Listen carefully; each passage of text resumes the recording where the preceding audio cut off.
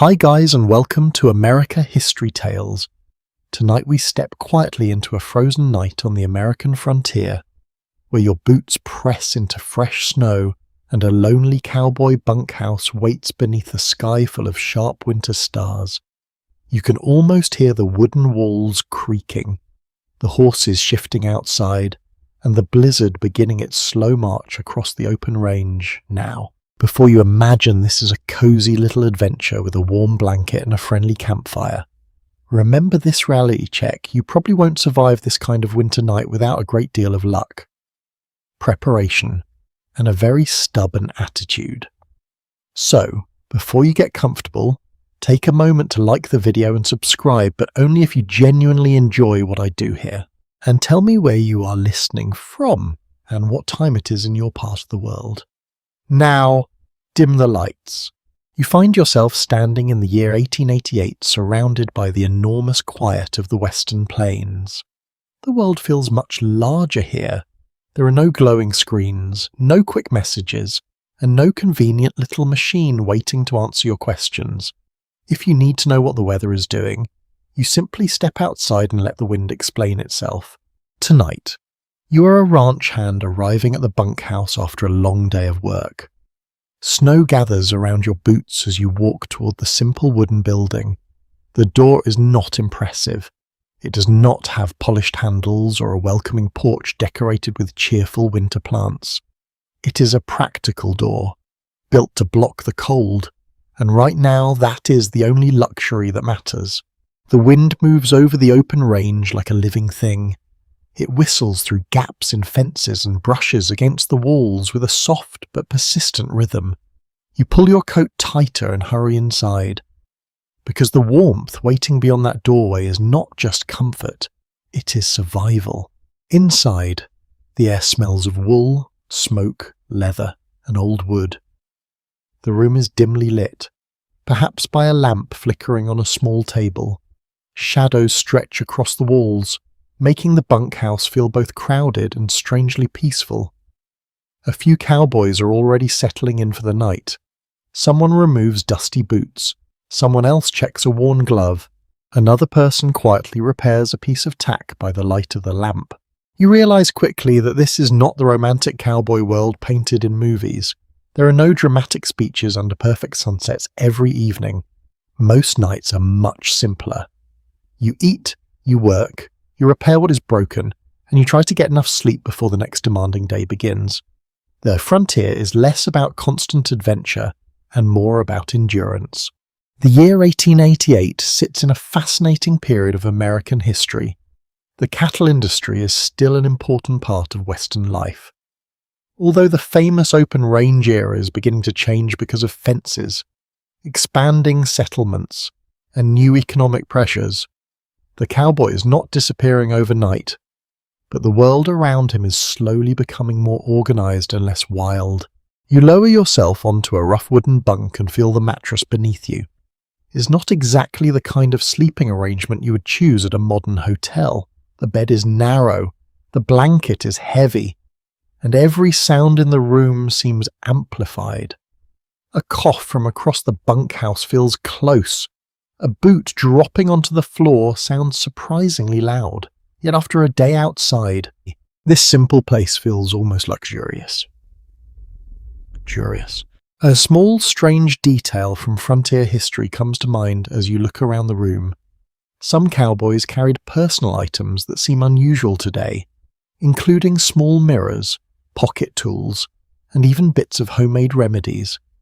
One quirky frontier habit involved keeping pieces of rawhide and other materials close because the air could be repaired, reused, and transformed into countless useful objects. On the frontier, throwing something away was often a foolish decision. Almost anything could have a second life. You listen as the other ranch hands talk quietly. Their conversations are not only about cattle or weather. They discuss families far away, places they have visited, and dreams they rarely admit out loud. The bunkhouse becomes a small island of humanity surrounded by thousands of empty acres. Outside, the first signs of the coming blizzard begin to arrive. The wind grows stronger. Snow taps against the window like tiny fingers asking to come inside. You glance towards the door and wonder what the morning will bring. Will the trail be visible? Will the cattle stay together? Will the storm pass quickly or settle over the land for days? Historians still argue whether the daily lives of working cowboys were closer to the popular image of rugged independence or to the reality of ordinary labourers managing difficult jobs with limited choices. The truth may sit somewhere between those two pictures. These men could experience freedom under a huge sky, but they also lived with exhausting routines and constant uncertainty. You pull the blanket closer and feel the warmth slowly returning to your hands. The room settles into a familiar nighttime pattern. The lamp flickers. The wooden walls creak. The storm continues gathering strength outside, but for this moment, you are sheltered. You begin to understand something important about this forgotten corner of history. A bunkhouse was not just a place to sleep. It was where tired workers recovered, where friendships formed, where stories survived, and where ordinary people faced extraordinary environments one quiet night at a time. The blizzard waits beyond the walls, and the open range stretches endlessly into darkness. But here, surrounded by worn blankets, tired voices, and the gentle sounds of a frontier evening, you allow yourself to rest. The cold is still there. The challenges are still there. Yet for a few peaceful hours, you belong to this small wooden room beneath the winter sky. The night deepens, and you notice the small details that would usually escape attention. A lantern flame bends slightly whenever a cold draft sneaks through the wooden cracks. The scent of coffee lingers from an earlier meal, mixing with the smoky warmth of the stove. Someone quietly hums a tune that has probably travelled across many ranches and many miles. You think about how many people experience nights like this without ever appearing in history books. Their names may be forgotten, but their routines shaped the growth of communities across the West. They fixed fences, cared for animals, carried supplies, and endured weather that could change a normal evening into a serious challenge. For now, though, you do not need to solve tomorrow's problems. The storm can wait outside, the bunkhouse holds you safely for another hour, and the gentle rhythm of the wind begins to sound almost like a lullaby. The wooden bunk beneath you gives a small complaint as you shift your weight, and the sound joins the many quiet noises of the bunkhouse settling into the night. You look around more carefully now, noticing the details that were hidden when you first hurried inside from the cold. This room is not large, and privacy is almost non-existent, but it has its own kind of order. Every object has a place because on the frontier, losing something important could turn a simple inconvenience into a serious problem. Your bunk sits close to others, with only a small amount of space separating you from the next tired ranch hand. The arrangement feels strange at first. You are used to the idea that sleeping is a private activity, something done behind a closed bedroom door. Here, sleep is a shared experience. You hear breathing, quiet conversations, footsteps, and the occasional restless movement of someone dreaming about a place far away. The bunkhouse is built for usefulness, not beauty. Rough boards form the walls, simple wooden frames hold the beds, hooks along the wall carry coats, hats, and worn equipment.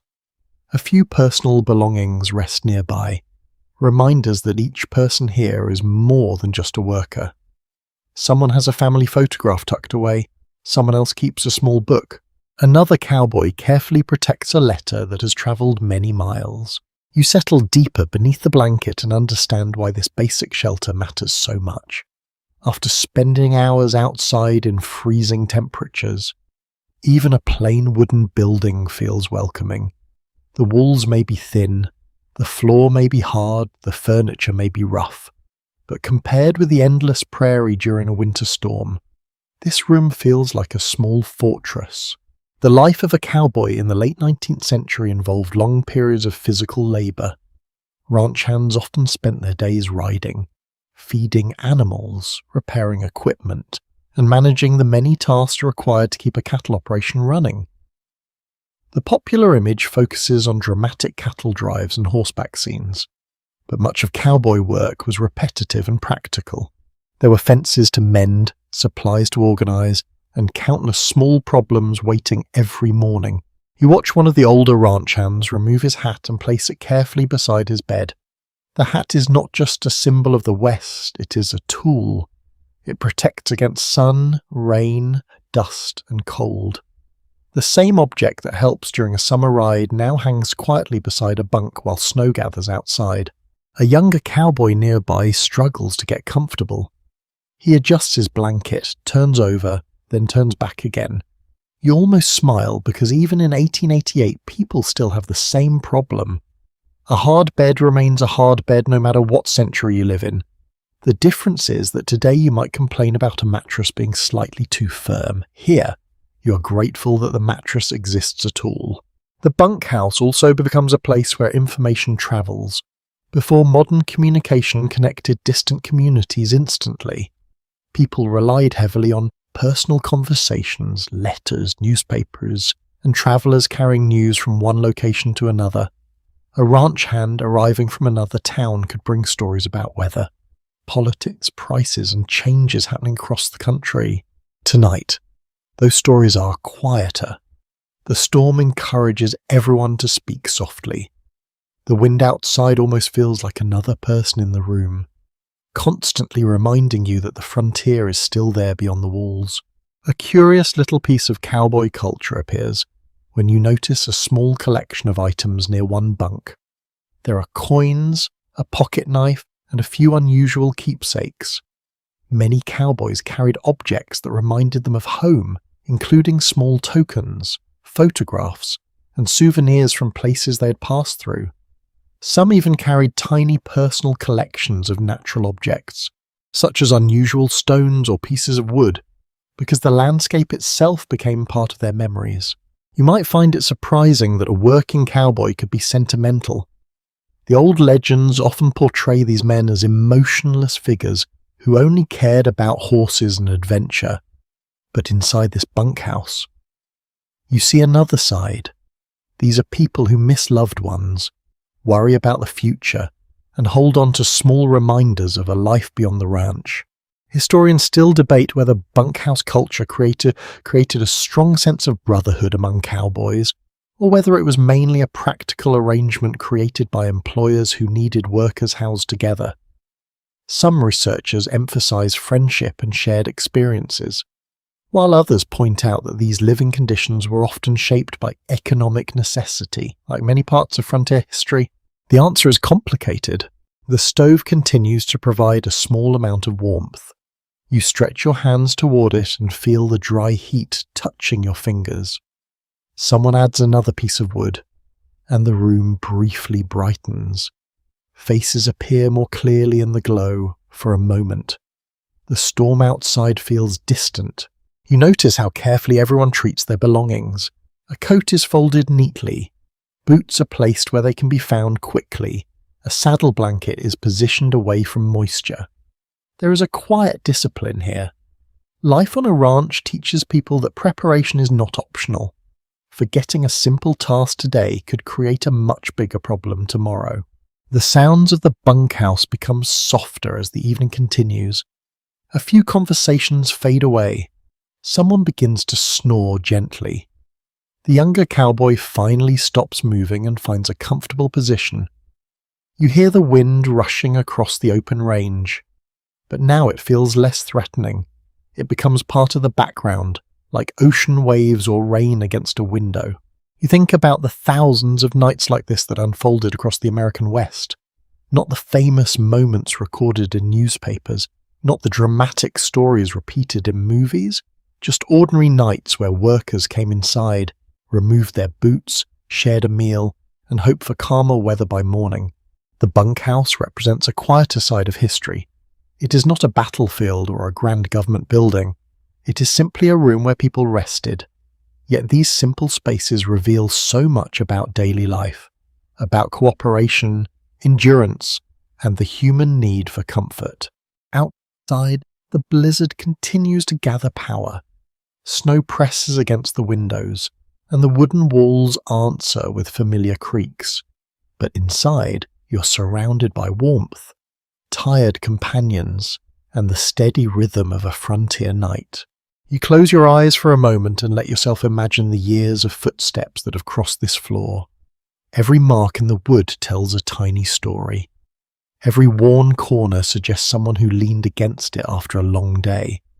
Every blanket carries the memory of someone searching for a few hours of peaceful sleep. The bunk may be simple, but tonight it holds an entire world. Beyond the frost-clouded window, the last pale colour drains from the western sky. The horizon, which seemed endless during daylight, slowly disappears into a deep blue darkness. Fence posts become black shapes. The low hills fade. Even the distant cattle vanish from sight, leaving only the occasional sound of movement carried across the cold air. Night arrives quickly on the open range. You lie still for a while, listening as the bunkhouse adjusts to the darkness. The lantern remains lit, but its small flame cannot fully conquer the shadows. It creates a warm circle around the table, while the corners of the room seem to retreat into another world. A pair of gloves hangs from a peg. A saddle rests near the wall. A row of boots waits beneath the bunks like tired animals. Outside, the range feels enormous. During daylight, you can judge distance by hills, grass, cattle, and trails. At night, those familiar markers disappear. The land becomes a wide emptiness of wind and cold. A rider caught far from the ranch might have only the stars, the shape of the ground, and the instincts of a horse to guide the way home. That is one reason ranch hands pay close attention to sunset. Darkness is not simply the end of the workday, it changes the rules of the landscape. You remember how the men checked the horses before coming inside, gates were secured, tack was put away, and anything that might blow loose was tied down. These small routines seem almost dull until you understand their purpose. A missing rope, an open gate, or a frightened horse can become a major problem in darkness. In 1888, artificial lighting in isolated ranch country is limited. Kerosene lamps are common in many homes and working buildings, but fuel costs money and must be transported over long distances. Candles are useful, though they provide weak light and can create a fire risk in a dry wooden structure. People therefore learn to use darkness rather than fight it. They finish tasks before sunset whenever possible. They arrange belongings so they can be found by touch. They memorize the location of doors, tools, water, and clothing. You begin to appreciate how much modern life depends on pressing a switch and instantly turning night into day. Here, darkness remains darkness. A cowboy at the table trims the lamp wick with slow care. Too much exposed wick produces smoke. Too little gives poor light. The flame flickers, steadies, and casts a soft golden glow across his face. He does not waste fuel by making the room brighter than necessary. No one is trying to create a cheerful restaurant atmosphere. The goal is simply to see enough without burning tomorrow's light tonight. There is something soothing about the limited glow. Your eyes relax, details soften. The rough boards seem warmer. Faces become gentler in shadow. Someone speaks about the night ride from several winters earlier, when he followed a creek bed back towards shelter because the sky was hidden by clouds. He tells the story quietly, without trying to impress anyone. Frontier survival often depends less on heroic courage, and more on remembering where the land slopes, where water usually runs, and where a line of cottonwood trees might indicate a familiar route. You notice that the others listen carefully. Stories in a bunkhouse are not only entertainment, they are lessons disguised as conversation. A tale about getting lost might teach you never to leave camp without matches. A joke about a stubborn mule might remind you to inspect a saddle strap. A memory of frozen fingers might persuade you to carry an extra pair of mittens. The main historical fact is simple but important. Most cowboys are wage workers, not independent owners roaming wherever they please. They work for ranchers or cattle companies. following schedules shaped by animals, seasons, and weather. Their evenings may feel free compared with the strict hours of a factory, but morning duties are waiting whether they sleep well or not. This makes nighttime precious. The bunkhouse offers a few hours when no foreman is asking about a fence line and no steer is wandering in the wrong direction. Men play cards, mend clothing, write letters, or sit quietly. Some read if they have the skill, the material, and enough light. Others simply rest their bodies. One ranch hand removes a needle from a small tin and begins repairing a torn shirt. His fingers are thick from work, but his stitches are careful. There may be no one else available to fix the clothing, and buying a replacement is not always practical. You smile at the thought of the legendary cowboy, fearless rider of the plains, defeated by a missing shirt button. It is a humble problem, but history is full of humble problems. A quirky evening habit on some ranches involves using whatever is available for games and amusement. Ordinary beans, buttons, or bits of wood can serve as counters when proper gaming pieces are missing. A chalk mark may keep score, an overturned box becomes a table. Entertainment does not need to arrive in polished packaging when people are tired and creative. Tonight, a few men play a quiet card game. Coins do not appear to be involved. Perhaps they are playing only for pride, which can be much more dangerous in a bunkhouse full of exhausted young men. Still, the mood remains calm.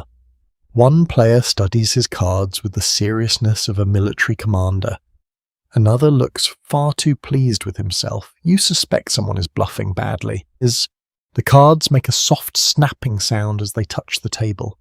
The stove pops, wind moves around the eaves. Now and then, a horse stamps outside and the dull impact travels through the frozen ground. You wonder how isolated this ranch truly is. The nearest town may be hours away by horse, perhaps longer in poor weather. A doctor might be distant. Mail may arrive irregularly. News can be days or weeks old. The bunkhouse is not merely a sleeping room. During winter nights, it can feel like the entire known world. Historians continue to disagree over how socially isolated cowboys actually felt. Some scholars describe loneliness as a defining feature of range life, while others note that bunkhouses, ranch kitchens, nearby settlements, seasonal gatherings, and shared labour created active social networks. The experience likely depends on the ranch, the region, the worker, and the season. For you, tonight, both feelings exist at once. You are surrounded by people, yet the darkness outside makes the building seem very small. Conversation provides companionship, but it also emphasizes how little human presence exists beyond these walls. Someone mentions family. The word changes the room. A man near the stove has a wife in another territory. Another sends part of his wages to his mother. A third says nothing, though his expression suggests there is someone he thinks about when the evenings grow quiet. Not every cowboy is a rootless wanderer. Many take ranch work because they need income, because opportunities are limited, or because they hope to save enough for land, marriage, a business, or a return home. Their dreams are often practical: a better coat, a few acres, a train ticket, a secure winter. The night encourages these thoughts. Outside, cattle gather where the ground offers some protection from the wind. Horses stand with their backs turned toward the cold. Animals understand the evening in their own way. They conserve energy, seek shelter, and wait. You do much the same. The lamp is lowered slightly. The card game ends. Clothing repairs are folded away. One by one, the men climb into their bunks, and the room becomes quieter. You hear a final murmur of conversation, followed by the rustle of blankets. The stove continues its steady breathing. Snow brushes the window, still light enough to sound delicate. For now, the storm remains distant, only a suggestion beyond the black horizon. Night has settled across the cattle country, covering trails, fences, animals, and men beneath the safe cold darkness. You let your eyes close. The open range disappears completely, but you can still feel its presence outside, vast and silent, waiting for morning. The snow no longer brushes the window delicately. It strikes in short bursts, first like handfuls of dry grain, then with a sharper tapping that makes several men raise their heads from their pillows. The wind has changed its voice. What was once a low murmur across the roof now rises and falls in long, hollow notes, searching every crack in the building. You open your eyes and stare into the darkness. The lamp has been extinguished, but a narrow red glow remains inside the stove. It pulses faintly whenever the wind draws air through the chimney.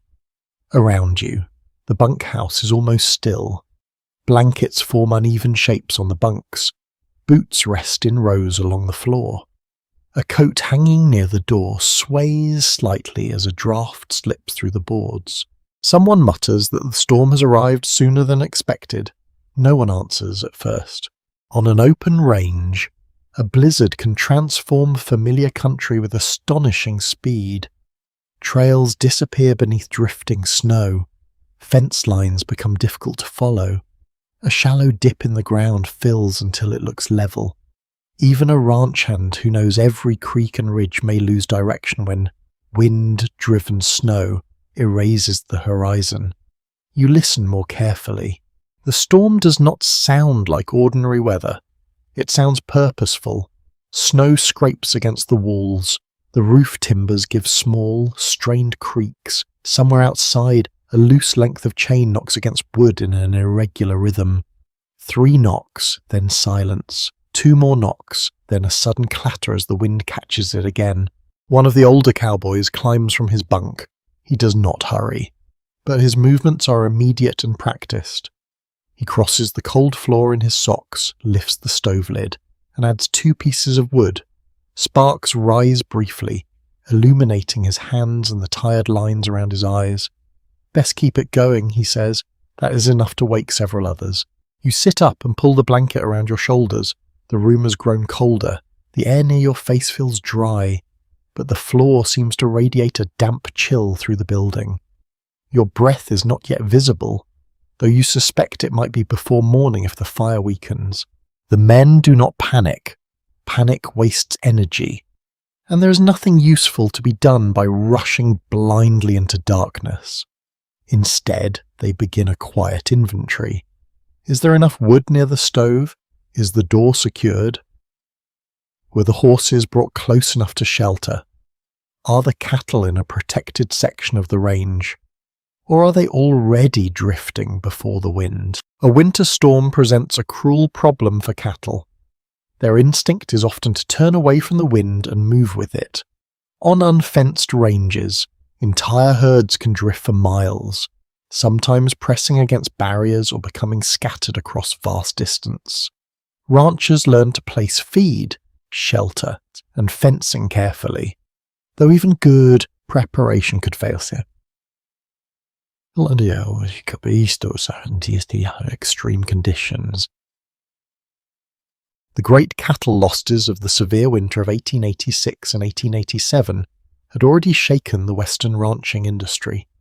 Bitter cold, deep snow, and lack of accessible grass killed enormous numbers of animals across parts of the Great Plains and northern ranges. By 1888, many ranchers understood that the open range could not always be trusted to provide for cattle through winter. That knowledge sits heavily in the room. A man near the door presses his palm against the boards. Feeling for cold air, he stuffs a folded scrap of cloth into one gap. Another checks the latch. You watch them work without discussion. These small adjustments will not stop a blizzard, but they may keep the room warmer and prevent blowing snow from entering. You begin to realize that survival is often made of unimpressive actions. Nobody delivers a grand speech. Nobody mounts a horse beneath dramatic lightning. Someone simply blocks a draft with an old shirt. It is not very cinematic, but it is considerably more useful. The wind strengthens again. The chimney gives a low groan, and smoke briefly pushes back into the room. Your eyes sting. The older cowboy adjusts the stove damper and waits until the smoke begins drawing upward again. A damaged or blocked chimney could fill the bunkhouse with fumes, so the fire must be watched even while everyone longs to sleep. One curious method used in cold country involves placing heated stones, bricks, or wrapped containers of warm water near bedding when available. They serve as simple bed warmers, though they can also become uncomfortable surprises if handled carelessly. A stone that feels pleasantly warm at first can scorch cloth or skin if it has been heated too strongly. Tonight, no one volunteers to sleep beside a cooking stone. The fire will have to do. You hear a horse whinny somewhere beyond the wall. The sound is faint, almost swallowed by the wind. But everyone hears it. One ranch hand rises and begins pulling on his trousers. The foreman tells him to wait. For several seconds, the two men look at each other. The younger cowboy argues that the animals may be frightened. The foreman replies that a man stepping outside now might become lost within a few yards of the building. The discussion remains controlled, but the danger beneath it is clear. How much risk should be taken to protect livestock? There is no easy answer. Horses are essential to ranch work, valuable in money, and often deeply trusted by the men who ride them. Yet a person who disappears into a whiteout cannot help any animal by morning. Researchers remain divided over how often ranch workers deliberately endangered themselves for livestock compared with later stories that celebrate heroic rescues. Personal accounts contain examples of remarkable courage. But memory, local legend, and the desire to create dramatic Western tales may have enlarged some incidents over time. In the bunkhouse, the decision is practical. The door stays closed. The younger man sits near it, fully dressed, listening.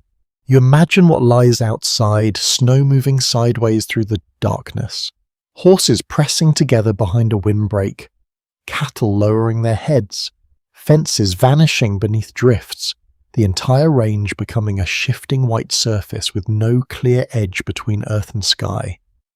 Another gust hits the building hard enough to shake the door. A few flakes push through a crack near the threshold and scatter across the floor. They remain for only a moment before melting into dark spots on the wood. Someone rolls a blanket and presses it along the bottom of the door.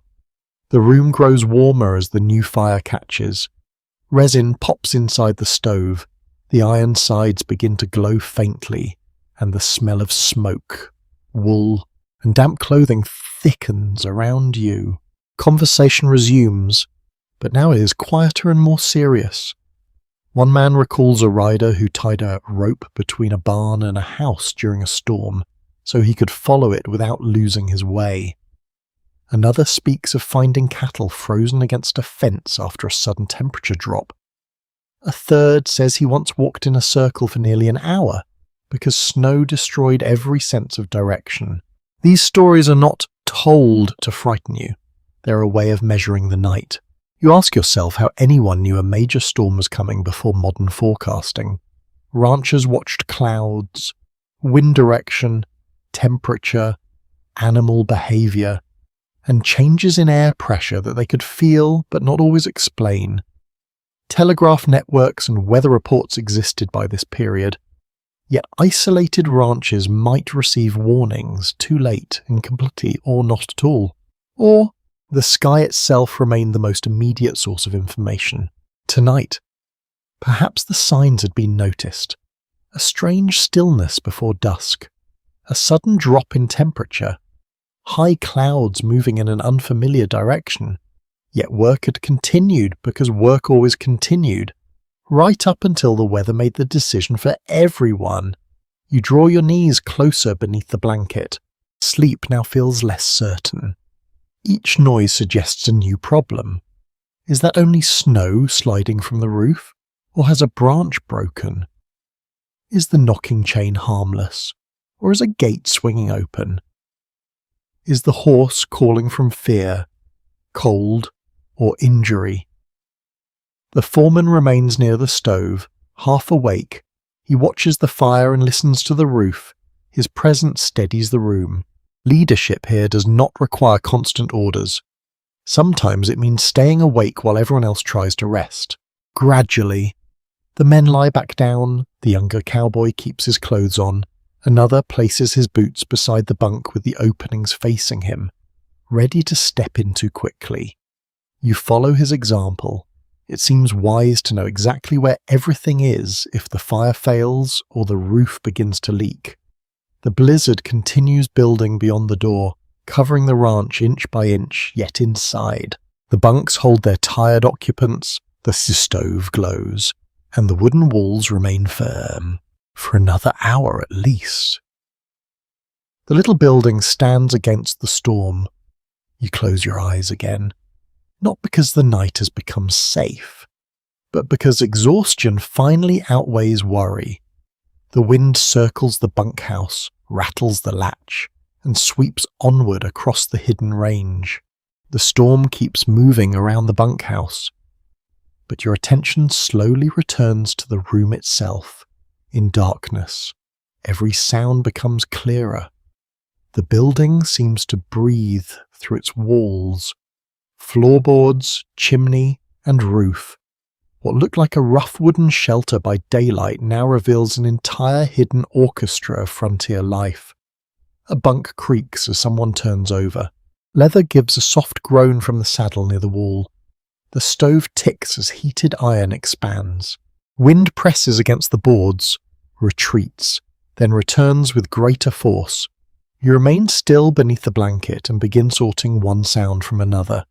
This is not merely curiosity. On a remote ranch, people learn to listen carefully. A familiar noise can be ignored. An unfamiliar one may require immediate attention. The steady popping from the stove means the wood is burning well. A sudden syndiz might mean the fire is weakening. The scratching along the outer wall may be snow, a loose branch, or perhaps an animal seeking shelter. The dull thump near the roof could be packed snow sliding downward. Each sound carries a possible explanation, and each explanation carries a different level of inconvenience. You're beginning to understand why experienced ranch hands can rest while remaining partly alert. The room also has a strong collection of smells, none of them subtle. Wood smoke hangs in the air, especially near the stove. Wool blankets hold the scent of many cold nights. Damp coats release the smell of wet fabric. Sweat, dust, and animals. Boots bring in mud, manure, and frozen grass. Coffee lingers from supper, dark and bitter, almost comforting enough to cover everything else. Almost. You probably would not describe the bunkhouse fragrance as a luxury candle called Winter Cowboy Evening. That product would be difficult to sell. Still, the smells are familiar to the men around you. They indicate warmth, shelter, food, work, and human company. Smell is closely tied to memory, and many ranch hands may carry the scent of smoke and leather with them long after leaving the range. A man near the stove wakes, lifts his head, and sniffs the air. He is not admiring the atmosphere. He is checking for smoke from a poor chimney drawer or overheated material near the stove. Satisfied, he lowers his head again. Another man coughs into his blanket. Cold weather keeps doors and windows closed, which means air inside can become thick. Smoke, tobacco, sweat, damp clothing, and cooking odours gather together. Ventilation is limited because every opening also invites the wind. Comfort becomes a negotiation between breathing fresh air and keeping your fingers attached. In many late 19th century bunkhouses, heating came from wood or coal stoves, depending on local supply. These stoves transformed winter living, but they also demanded constant attention. Fuel had to be cut, hauled, stored, and protected from moisture. Sparks could ignite wooden walls or bedding. Poor ventilation could cause smoke to collect indoors. The stove is not just furniture. It's the warm centre of the building and possibly the most important object in the room. You hear the foreman rise again. He opens the stove door with a metallic scrape, adds a narrow split log, and closes it carefully. A ribbon of orange light briefly crosses the floor. In that moment, you see scattered details: a tin cup, a folded shirt, a pair of spurs, a patch of melting snow beside the door. Then the room returns to darkness. Someone begins snoring with impressive confidence. The sound starts softly, becomes louder, then stops so abruptly that you wonder whether the sleeper has awakened. After several peaceful seconds, it resumes with a rough vibration that seems capable of moving small objects. No one complains. Perhaps everyone's accustomed to it. Perhaps they are too tired. Perhaps the blizzard is louder. You listen to the layered noises of sleeping men. Slow breathing, a restless sigh. Teeth briefly chattering before a blanket is pulled tighter. A whispered word from someone caught in a dream. These sounds create an odd sense of protection. You are not alone, and every sleeping person confirms that the building remains safe enough for rest. Bunkhouse rituals often develop without formal rules. Boots are placed near beds so they can be found quickly. Hats go on pegs rather than the floor. Wet clothing is kept close to heat but not close enough to catch fire. Personal tools remain within reach. The last man awake checks the stove. The first man rising is expected to stir the fire and begin the morning routine. No one writes these customs on a sign. They are learned through observation, correction, and sometimes embarrassment. You can imagine a new ranch hand making the mistake of leaving wet socks too near the stove. By morning, he might discover them stiff, scorched, or smoking. He would learn the lesson quickly, probably while everyone else offered thoughtful and deeply compassionate laughter. A faint smell of tobacco drifts through the room. One cowboy is still awake, quietly smoking near the stove. Pipes, cigars, and chewing tobacco are common among many men of the period, though habits vary widely. Tobacco offers a small pleasure during long hours, but inside a bunkhouse it adds yet another layer to the air. The smoker taps ash into a tin lid and watches the stove. He seems content to sit without speaking. Silence here is not awkward. The men have worked together all day. They do not need constant conversation to prove companionship. Near one bunk, something scratches faintly. You hold your breath. The scratching comes again, quick and light. A small shape moves along the base of the wall. It is probably a mouse searching for crumbs or warmth. Food storage in wooden buildings often attracts rodents, especially during winter. Ranch hands may use traps, keep cats, or store supplies in containers. But complete victory over mice is unlikely. One unusual bunkhouse solution involved suspending food sacks or bread from rafters to make them harder for rodents to reach. This worked only if the rope, hook, and nearby surfaces were arranged well. A determined mouse is a small creature with the confidence of a professional burglar. The shape disappears. You decide not to investigate where it has gone. The room holds other smells that speak of daily work. Saddle soap, horse sweat dried into blankets, grease used on equipment, lamp oil, metal warmed near the stove, perhaps onions or beans from the evening meal. None exist separately for long. They blend into a single atmosphere that belongs to this place. Evidence from ranch records and personal recollections suggests that bunkhouses varied greatly. Some were carefully maintained and relatively comfortable. Others were overcrowded, poorly ventilated, and rough even by frontier standards. There is no universal version of cowboy housing, and researchers continue to question how representative the surviving descriptions really are. Writers often remembered the worst conditions because hardship made a better story, while owners preferred accounts that made their ranches seem orderly and humane. You suspect this bunkhouse falls somewhere in the middle. It is rough but functional, crowded but not chaotic, smoky but still breathable. The bunks are narrow, yet they keep men off the cold floor. The stove needs constant care, yet it holds back the storm.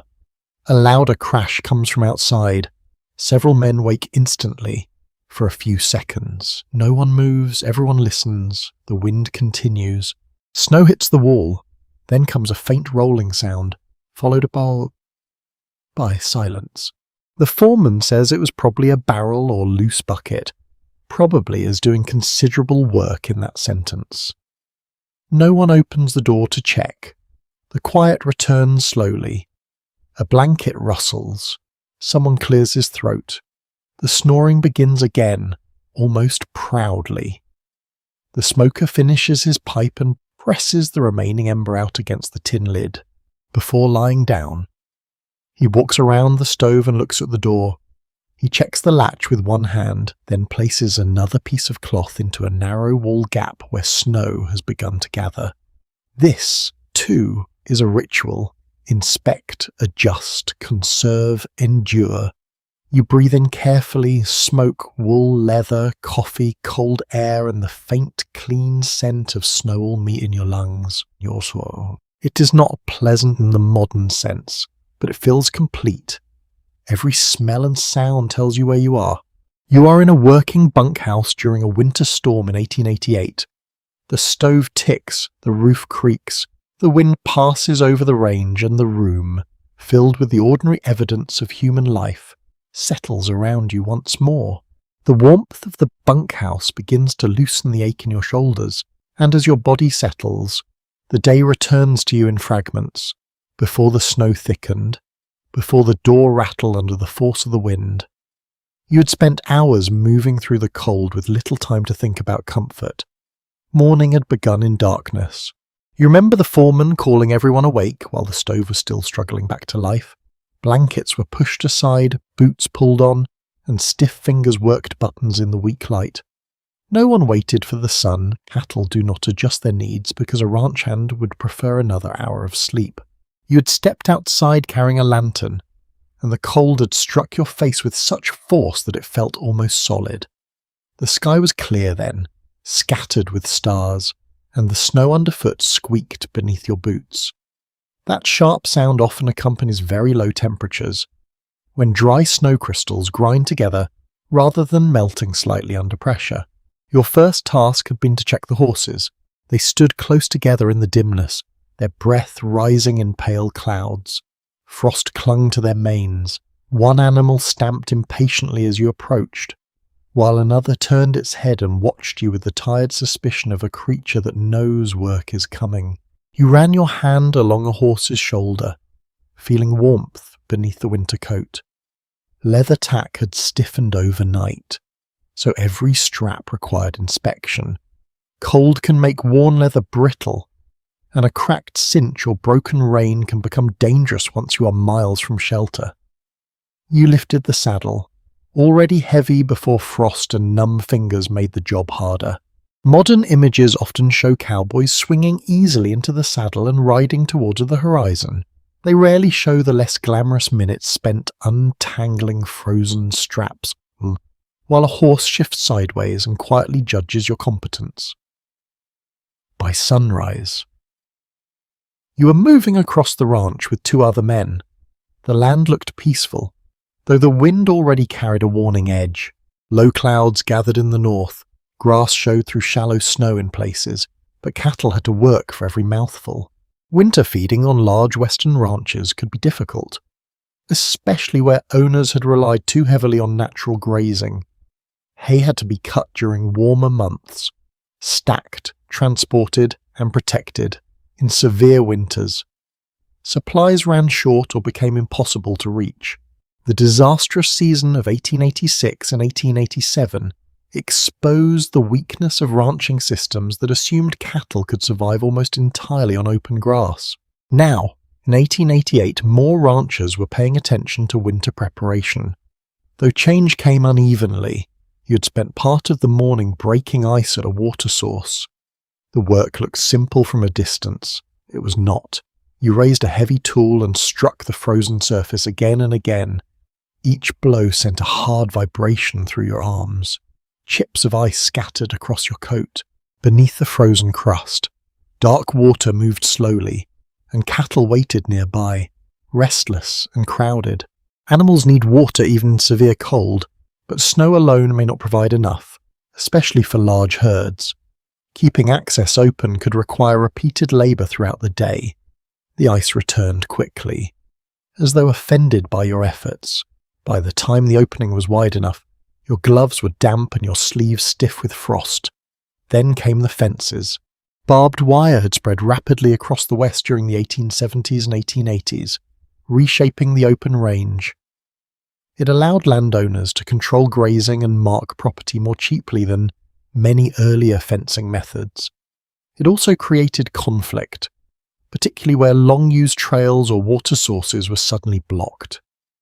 You found one section sagging under windblown snow. A post had shifted, and the wire pulled loose.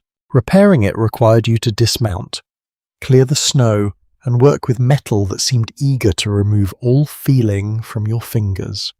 The barbs caught your glove. Your horse stood nearby, occasionally turning its head as if to check whether you had finished making poor decisions. One ranch hand carried a smooth piece of bone in his pocket and used it as a simple tool for pressing or guiding material without cutting his hand. Improvised tools were common because specialized equipment was not always available. Bone, wire, scrap leather, nails, and broken hardware could all be adapted to new purposes. Nothing useful was casually discarded. A bent horseshoe might become a hook, a flour sack might become a towel, patch, curtain, or bandage. An old boot could surrender leather for repairs. Frontier thrift was not charming decoration. It was a practical response to distance, cost, and uncertainty. By midday, the clouds had thickened. The light became flat and grey, removing shadows from the ground. This made small slopes and drifts harder to judge. You noticed the cattle turning more often toward the south, away from the colder wind. The foreman noticed too. He sent one group to check a sheltered draw where the herd might gather if the storm worsened. You rode with them, leaning forward as the wind pressed against your chest. Herding cattle in winter demanded patience. Animals tired more quickly in deep snow, and forcing them too hard could weaken them. Yet allowing them to scatter could leave individual cattle exposed or impossible to find after the storm. You guided a small group towards lower ground. Using your horse's position, rather than loud shouting, the cattle moved reluctantly, their backs dusted white. A calf hesitated near a drift, and you circled wide to encourage it forward. The work was slow. Your toes had begun to numb inside your boots. You flexed them whenever the horse walked. Your face burned where the wind touched exposed skin. Ice gathered along the edges of your scarf. There is no firm agreement among historians about how consistently ranch owners responded to the lessons of the severe winters of the late 1880s. Some improved shelter, reduced herd sizes, and stored more feed. Others continued older practices because of cost, habit, or confidence that extreme weather would not return soon. Ranch records reveal adaptation, but also stubbornness, delay, and financial pressure. The men doing the work carried the consequences. By afternoon, the first fine snow had begun to fall. At first, it seemed harmless. Thin flakes passed across your sleeves and disappeared. The sky remained visible, and the bunkhouse stood within riding distance. Still, the foreman shortened the day. That decision mattered. A few more hours on the range might have left men and horses exposed when visibility collapsed. Ranch labor often rewarded endurance, but experience also taught that knowing when to stop could be more valuable than proving toughness. You returned by a route marked with low ridges and fence posts. The wind strengthened behind you. Snow followed the horses like smoke. Near the barn there was no immediate rest. Saddles had to be removed. Horses had to be rubbed down where sweat had dampened their coats. Tack needed shelter from snow. Feed had to be checked. A loose gate required another length of rope. Only after the animals were secured did you move toward the bunkhouse. You remember the heaviness in your legs as you crossed the yard. The building looked plain, almost crude, but smoke rose from its chimney, and warm light showed around the door. Now, lying inside while the blizzard presses against the walls, you understand how completely the day's labor has prepared your body for sleep. Your hands still feel the fence wire. Your shoulders remember the saddle. Your arms remember breaking ice. Every task seemed ordinary while you performed it. Yet together they formed the hidden machinery of ranch life. The West did not run on dramatic gunfights and perfect sunsets. It ran on frozen water troughs, repaired straps, stacked hay, sawbacks, and people doing necessary work before the weather made it impossible. Outside, the storm covers the places where you rode only hours ago. Inside, your muscles slowly release their tension, and the memory of morning fades beneath the deeper sound of wind. The memory of the frozen range fades as the stove gives another low pop, and your attention settles on the warmth gathered at the centre of the room. It is not a generous warmth. It does not reach every bunk equally, and it certainly does not persuade the floorboards to become friendly. Still, after a day in the wind, even this uneven heat feels precious. You extend one hand from beneath the blanket. The air near the stove is dry and faintly smoky. Farther away, the cold lingers in the walls and under the bunks. Men who arrived early claimed the warmer sleeping places, while newer hands learned that bunkhouse geography can be surprisingly political. No one officially assigns the best position. Everyone simply knows who has it. Earlier in the evening, before the storm grew loud, supper had drawn the men together. You remember sitting near the long table with a tin plate in front of you, your shoulders still stiff from outdoor work. The meal was simple, but hunger made it seem far better than it had any right to be. Beans formed the heart of it. They were thick, hot, and seasoned with salt pork.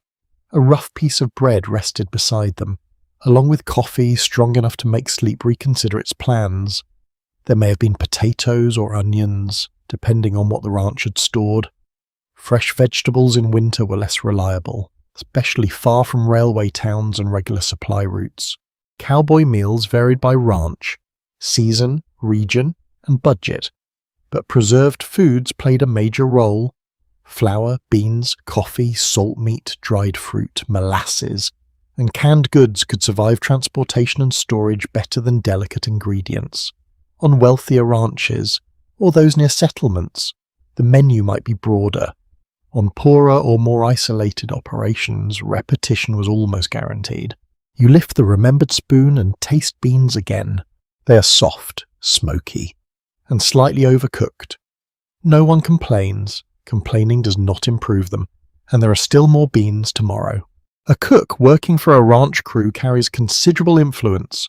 During cattle drives, the chuck wagon cook often managed food, supplies, and a moving camp. On a permanent ranch, cooking might be handled by a hired cook, a ranch family member, or the workers themselves. Whoever controls the coffee pot controls morale to a degree rarely acknowledged in heroic Western paintings. Tonight, the man responsible for supper is called Red, though his hair is closer to brown. Frontier nicknames do not always pass careful inspection. Red moves around the table with the authority of someone who knows every person will eventually need him. He has spent much of the afternoon checking provisions, chopping wood, and keeping the stove alive. He serves food without ceremony and watches closely to see whether anyone reaches for more before others have eaten. Fairness matters when supplies are limited. You notice that the older men take moderate portions first. Younger workers wait, at least until they understand how much remains. Bread passes from hand to hand. A jar of molasses moves more slowly, because each person pauses to judge how much sweetness can be taken without appearing greedy. One cowboy pours too much. Red looks at him. The cowboy quietly returns some to the jar, which is not easy and does not improve his dignity. Meals create a rare pause in the ranch day. Men who spend hours separated by distance. Livestock, an individual task gather close enough to speak without shouting over wind. News is exchanged, mistakes are teased, plans for tomorrow are discussed.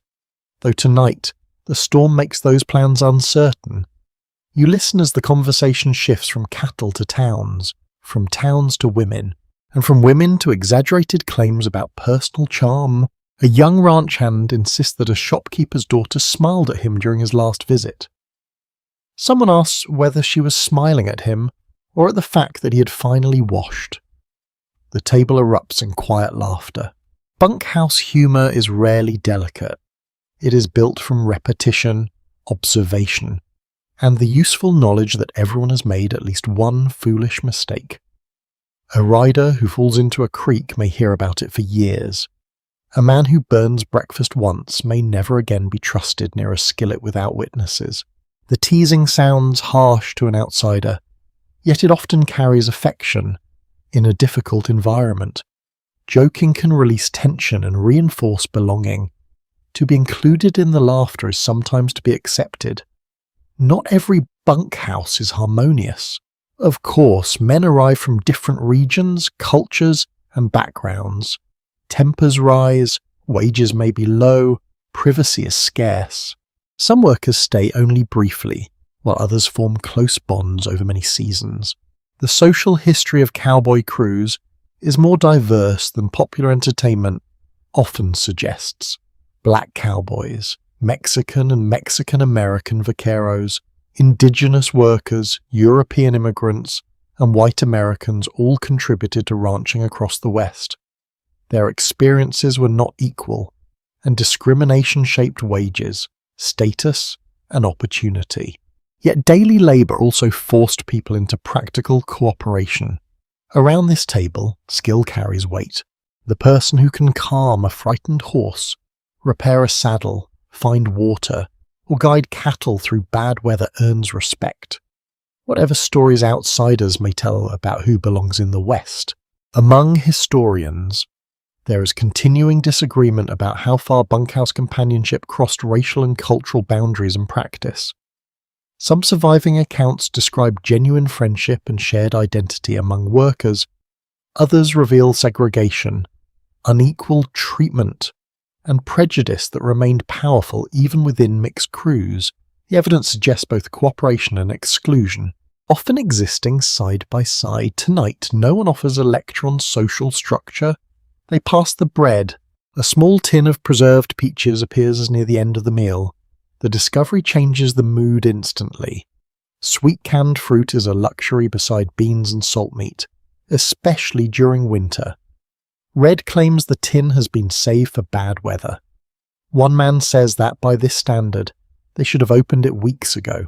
The peaches are divided carefully. Each person receives only a little syrup and a slice or two of fruit. But the taste is bright and surprising. For a moment, the room smells faintly of summer. You let the sweetness rest on your tongue. It reminds you that comfort does not need to be large. A warm cup, a dry pair of socks, a joke told at the right moment, or one piece of preserved fruit can change an evening. One odd dining custom appears when a cowboy wipes his plate with bread until almost nothing remains. Tin plates are easier to clean when food has not dried onto them, and water may be too valuable or difficult to heat for careless washing. Bread becomes both food and cleaning tool. It is efficient. It is also a useful excuse to eat every last trace of gravy. After supper, tin cups are refilled with coffee. Some men sit near the stove while others move to their bunks. Conversation continues without urgency. A harmonica appears from a coat pocket, dented along one edge but still playable. The musician tests a note. Someone groans before the tune has even begun. He plays anyway. The melody is slow and familiar, perhaps a folk song carried west from another place. The instrument sounds thin in the large storm, yet its small voice gives shape to the room. Men who were joking moments earlier become quiet. Music travels easily where possessions do not. Songs cross borders, cattle trails, mining camps, army posts, immigrant communities, and family kitchens. Lyrics change. Melodies borrow from one another. A cowboy song may contain traces of older ballads, Mexican traditions, African American music, or popular theatre. You do not know the full history of this tune. You only know that it softens the room. When it ends, nobody applauds. The silence afterward is enough. One man tells a story about a Christmas spent in a line cabin with only flour, coffee, and a piece of bacon. Another remembers a ranch dog that stole an entire pie and buried half of it. Red says the dog showed good judgment because the pie was terrible. The stories become slower as tiredness deepens. Outside, the blizzard still hides the range. Inside, the stove glows, empty plates are stacked, and the remains of the meal settle warmly in your stomach. Friendship here is not always spoken directly. It appears in smaller acts. Someone saves a place near the fire. Someone shares dry gloves. Someone wakes to add wood so others can sleep. Someone divides the last peach evenly. You return fully to your bunk and draw the blanket close. The cold has not vanished, and the storm has not weakened, but the room feels less fragile now. Food, warmth, music, and laughter have built another kind of shelter inside the wooden walls. The men around you grow quiet, one by one. You listen to their breathing and think of the meal, the jokes, and the brief taste of summer preserved in a tin. Then the stove settles into a steady rhythm, holding the room together while the snow continues falling beyond the door. The warmth left by supper settles through you, but the cold remains close enough to shape every movement. It waits beneath the floorboards, presses through the walls, and gathers in the space between your blanket and the bunk. You become newly aware of the clothing still wrapped around your body, each layer carrying the memory of the day outside. Your shirt is rough against your skin. Your trousers feel stiff at the knees. Your socks are only partly dry. Even indoors, you hesitate before removing too much. The bunkhouse is warmer than the range, but no one would mistake it for a tropical retreat. A sensible cowboy keeps enough clothing nearby to dress quickly if the stove fails. The roof gives trouble, or frightened livestock demand attention before dawn. You reach down and touch the wool coat folded beside your bunk. It is heavy, coarse, and marked by work. Snow is melted along the shoulders, leaving darker patches in the fabric. The coat smells faintly of smoke, hoarse, and cold air. Wool is valuable in winter because it can retain warmth even when damp. It is not perfectly comfortable. It can itch, hold odours, and become heavy when wet. But comfort is secondary when the wind crosses hundreds of open miles with nothing to slow it. Beneath the coat, a ranch hand may wear a wool shirt, cotton or wool undergarments, sturdy trousers, and additional layers chosen according to weather and personal means. Clothing is rarely a complete matching outfit purchased for appearance. It is a collection assembled over time, repaired repeatedly, and judged by whether it survives work. Your own shirt has a patch near one elbow. The patch is a different colour from the original cloth, and no one cares. A second patch covers part of the shoulder. The stitching is uneven but strong. A garment that remains useful remains in service. Fashion can wait until the cattle begin offering opinions across the room. One man sleeps in most of his clothing. His suspenders hang loose at his sides, and his boots stand directly beneath him. Another has removed his outer shirt and draped it near the stove. A third wraps a spare neckerchief around his feet beneath the blanket. The famous cowboy neckerchief has many practical uses. It can protect the neck from sun, cover the mouth against dust, serve as a bandage, wipe sweat, strain debris from water, or provide a small amount of warmth. In a winter storm, it may be pulled over the nose and cheeks to reduce exposure. It is not magical protection. A thin square of cloth will not defeat a blizzard. Despite what an enthusiastic clothing catalogue might imply, your hat rests on a peg nearby. Its broad brim is more useful under summer sun or rain, but felt hats can also offer some winter protection. Hat shapes vary, and working cowboys often crease or adjust them according to habit, weather, and preference. The perfectly styled hat seen in later Western films belongs more to costume departments than to muddy ranch yards. In severe cold, a fur cap, knitted covering, or cloth wrapped around the ears may be more practical, yet men use what they own. A cowboy with limited wages cannot rebuild his wardrobe every time the temperature changes. Ready-made clothing became increasingly available during the 19th century as factories, catalogues, railways, and expanding retail networks connected distant consumers to manufactured goods. Even so, access depended on location and money. Ranch workers might purchase clothing in a hub town, order through merchants, or rely on second-hand garments and homemade repairs. The label inside a shirt matters far less than the distance to the nearest store. You examine your gloves. They are leather on the outside, with a rough lining that has compressed over time. The fingers remain damp from breaking ice and repairing wire. Damp gloves are dangerous in deep cold because moisture carries heat away from the skin. Yet working without gloves would expose your hands to metal. Rope burns, splinters, frost, and wind.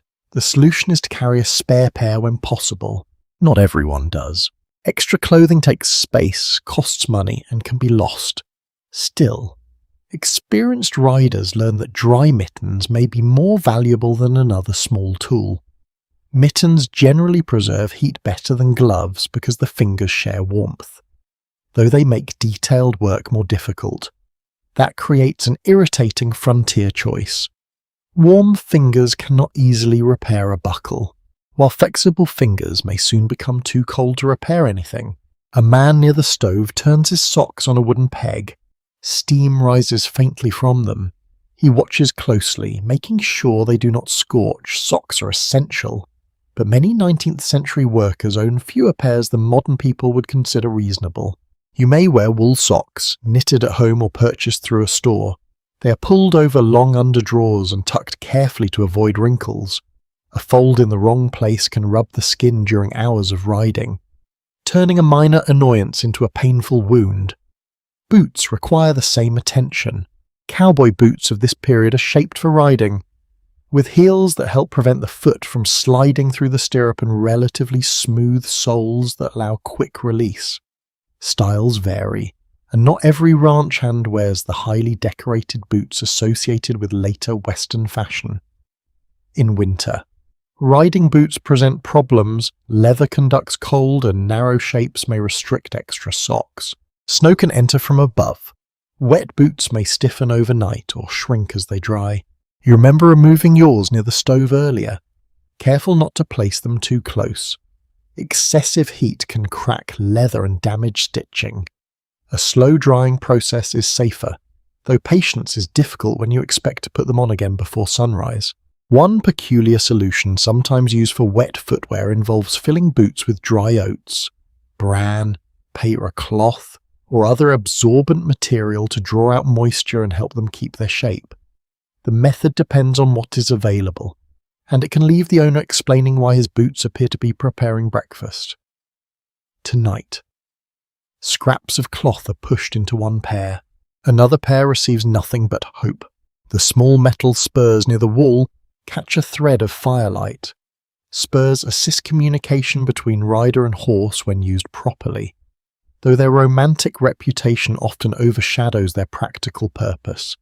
They are removed before sleeping unless a man has developed a personal grudge against blankets, mattresses, and everyone nearby. Belts, suspenders, buttons, and buckles also deserve attention. A broken fastening in warm weather is inconvenient.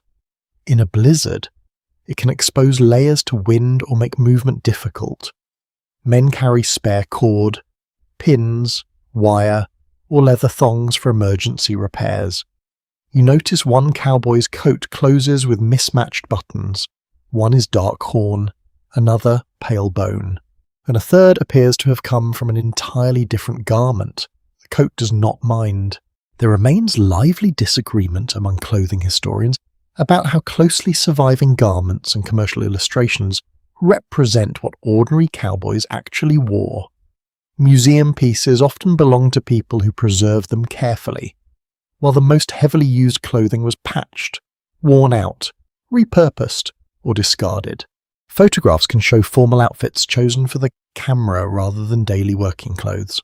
The true ranch wardrobe was probably more varied, improvised, and worn than later images suggest. Regional differences matter too. A cowboy in Texas may dress differently from one working in Wyoming, Montana, New Mexico, or Colorado. Mexican vaquero traditions influenced hats, boots, spurs, leatherwork, and riding equipment throughout the West. Indigenous knowledge also shaped cold weather practices, especially in regions where survival required generations of experience with local climates. Yet popular culture often compresses all of this into one convenient costume. You lie beneath your blanket and feel the uneven seams of your clothing against the mattress. Each piece has protected you from something: sun, dust, rope, saddle leather, thorn, snow, or wind, when it is perfect, together. They create a fragile barrier between your warm skin and a landscape capable of draining heat with frightening speed. Outside, the blizzard claws at the roof. Snow works into every exposed fold and gap. If you had remained on the range, your scarf might have frozen stiff with breath.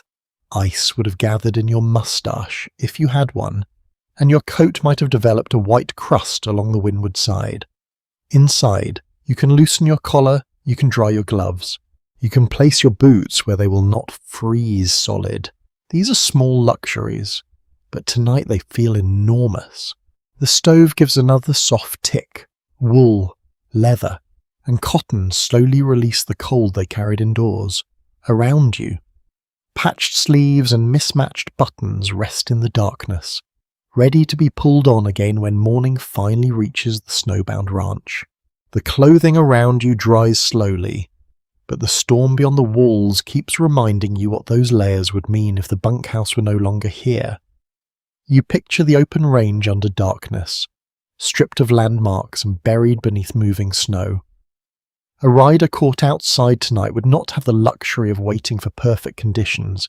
He would have to make choices quickly, using whatever shelter, knowledge, and luck remained available. The first rule is simple. Do not wander without purpose in a whiteout. Movement can feel useful even when it carries you in the wrong direction. Snow removes the horizon, wind disguises distance, and familiar ground becomes nearly impossible to recognize. A man may believe he is traveling in a straight line while slowly circling back toward his own tracks.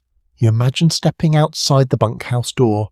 Within seconds, snow covers your shoulders. The wind presses against one side of your face. You turn away from it instinctively, but that small adjustment changes your direction. The barn, only a short distance away, disappears. The light behind the bunkhouse becomes a blurred glow and then vanishes completely. This is why ranch hands use fixed guides whenever possible. A fence line can lead toward a gate, barn, creek, road, or neighbouring property. A rope tied between buildings can create a lifeline through blowing snow. Creek beds and ridges may provide direction, though they also carry risks. Low ground can collect deep drifts, while frozen waterways may hide weak ice. The safest route is rarely the most direct, is the route you can continue to identify. Earlier, one of the men described tying a rope between a house and barn. Such practices were not signs of fear. They were evidence of experience. During severe storms, people could become disoriented only a few yards from shelter. A rope under one gloved hand might be the only reliable connection between warmth and empty whiteness. If no building lies nearby, the horse becomes crucial. A well-trained horse may remember the route home better than its rider, especially when visibility fails. Ranch workers sometimes trusted animals to choose a path, loosening the reins and allowing the horse to follow familiar ground. This was not guaranteed. Horses could panic, stumble, or become confused. But their senses and memory often offered an advantage. You imagine leaning low over the saddle, letting the animal move beneath you. The horse turns its ears, tests the wind, and steps carefully. You resist the urge to force it toward where you think the ranch should be. Perhaps the horse knows. Perhaps it only appears confident. In either case, you have very few better options. Travel during a blizzard consumes energy rapidly. Snow makes every step heavier. Wind strips heat from opposed skin. Wet clothing cools the body. A rider who keeps moving too long may reach a point where judgment begins to fail. That is one of the most dangerous moments. Cold does not always announce itself with dramatic pain. At first, Fingers sting, toes ache, the face burns. Later. Numbness arrives, which may feel like relief. Thinking becomes slower, simple tasks become confusing. A person may stop recognizing danger precisely when danger is greatest. 19th century ranch workers did not use modern medical language in every account, but they understood the signs of dangerous exposure through experience. They watched for stumbling, unusual silence, clumsy hands, and sudden exhaustion. Companions mattered because a freezing person could not always judge his own condition. If you were with another rider, you would keep talking, not for entertainment. You would ask simple questions, watch his posture, and make sure he continued responding. Silence in a storm can mean concentration, but it can also mean the cold is winning. Finding shelter becomes more important than reaching a planned destination. A line cabin, abandoned shed, cut bank, rocky outcrop, stand of trees, or deep ravine might break the wind. Even a small reduction in exposure could preserve enough warmth to survive until daylight. The goal is not to comfort, it is to reduce the rate at which the storm takes heat from your body. Snow itself can sometimes help. Deep, packed snow may be dug into or shaped into a barrier because it blocks wind surprisingly well. A person trapped in open country might scrape out a hollow on the sheltered side of a drift, using a saddle blanket, coat, or brush to create insulation from the ground. This seems backward at first. Snow is cold, so why move closer to it? The answer is that still air trapped inside snow insulates better than open wind. A sheltered hollow can remain far less dangerous than standing exposed while gusts tear through clothing. The space must allow air to circulate, and collapse remains a risk, but a crude snow shelter may preserve life. Cowboys carried limited emergency equipment compared with modern winter travelers. A saddle blanket, matches, rope, knife, food, and spare clothing might be all that stood between inconvenience and disaster. Matches had to remain dry, often protected inside a metal box, waxed wrapping, or tightly closed container. One unusual method for protecting matches involved dipping their heads in melted wax or storing them in small bottles sealed with cork. The wax had to be scraped away before striking, which was annoying, but less annoying than discovering every match had become a damp little stick with no useful ambition. Fire could change everything. It provided heat, light, a signal, and psychological comfort. Yet fuel on open grassland might be scarce or buried. Dried buffalo chips had long been used as fuel across the plains where wood was limited, though by 1888 buffalo herds had been devastated and cattle dung was often substituted. Dry manure could burn steadily, even if the resulting campfire lacked the romantic fragrance promised by frontier paintings. Starting any fire in violent wind required shelter. A rider might use a cut bank, saddle, blanket, or shallow pit to protect the first flame. Small dry material was essential, once established. The fire had to be fed carefully and watched against blowing sparks. Of course, stopping to build a fire carried its own risk. If shelter was nearby, continuing might be wiser. If darkness, exhaustion, or uncertainty made travel dangerous, remaining in place could save you. There is no perfect rule. Western historians and environmental scholars continue to weigh how much survival knowledge came from formal ranch instruction, personal trial, indigenous expertise, military practice, and traditions carried by migrants from colder regions. Written cowboy recollections often credit individual toughness, but that emphasis may conceal the wider exchange of practical knowledge across cultures and communities. No one survives alone by courage alone. Knowledge travels through stories, observation, warning, imitation, and memory. You recall the quiet lessons told earlier near the stove. Follow the fence, trust the horse when your eyes fail. Keep matches dry. Do not sweat through your clothes if you can avoid it. Protect your hands. Do not sit directly on frozen ground. Stop before exhaustion removes your ability to choose. Each lesson sounds obvious from a warm bunk. Outside, with wind screaming in your ears, even obvious things become difficult. Suppose your horse falls or can go no farther. The saddle and blankets become resources. You remove the tack if possible, both to free the animal and to use the materials yourself. A saddle can block wind. A blanket can wrap your body or cover part of a shelter. Rope can secure fabric, guide movement, or keep companions connected. The horse itself may provide warmth if it remains calm. Standing close on the sheltered side reduces exposure. Some accounts describe men lying near animals or using them as windbreaks, though such situations could be dangerous if the horse panicked or collapsed. You think of the cattle outside tonight. They turn their backs to the storm and drift with it. Instinct helps them conserve energy, but it may also carry them toward fences, gullies, or distant country. Tomorrow, the men may spend hours searching for survivors and scattered groups. For a lone rider, the same wind can become a guide. If he knows the storm direction and the position of the ranch, he may use pressure against his cheek to hold a course. But wind shift, terrain bends them. Numb skin stops providing clear information. A compass would help, though not every cowboy carries one, and using it in blowing snow with stiff fingers is not effortless. Stars are useless behind clouds. Tracks vanish almost as soon as they form. So you return to the oldest strategy: find shelter, preserve heat, wait for visibility. Patience becomes a survival tool. The person who keeps moving because stopping feels like failure may pass within yards of safety. The person who shelters too early may spend a miserable night but live to complain about it. And complaining, you now understand, is a privilege reserved for survivors.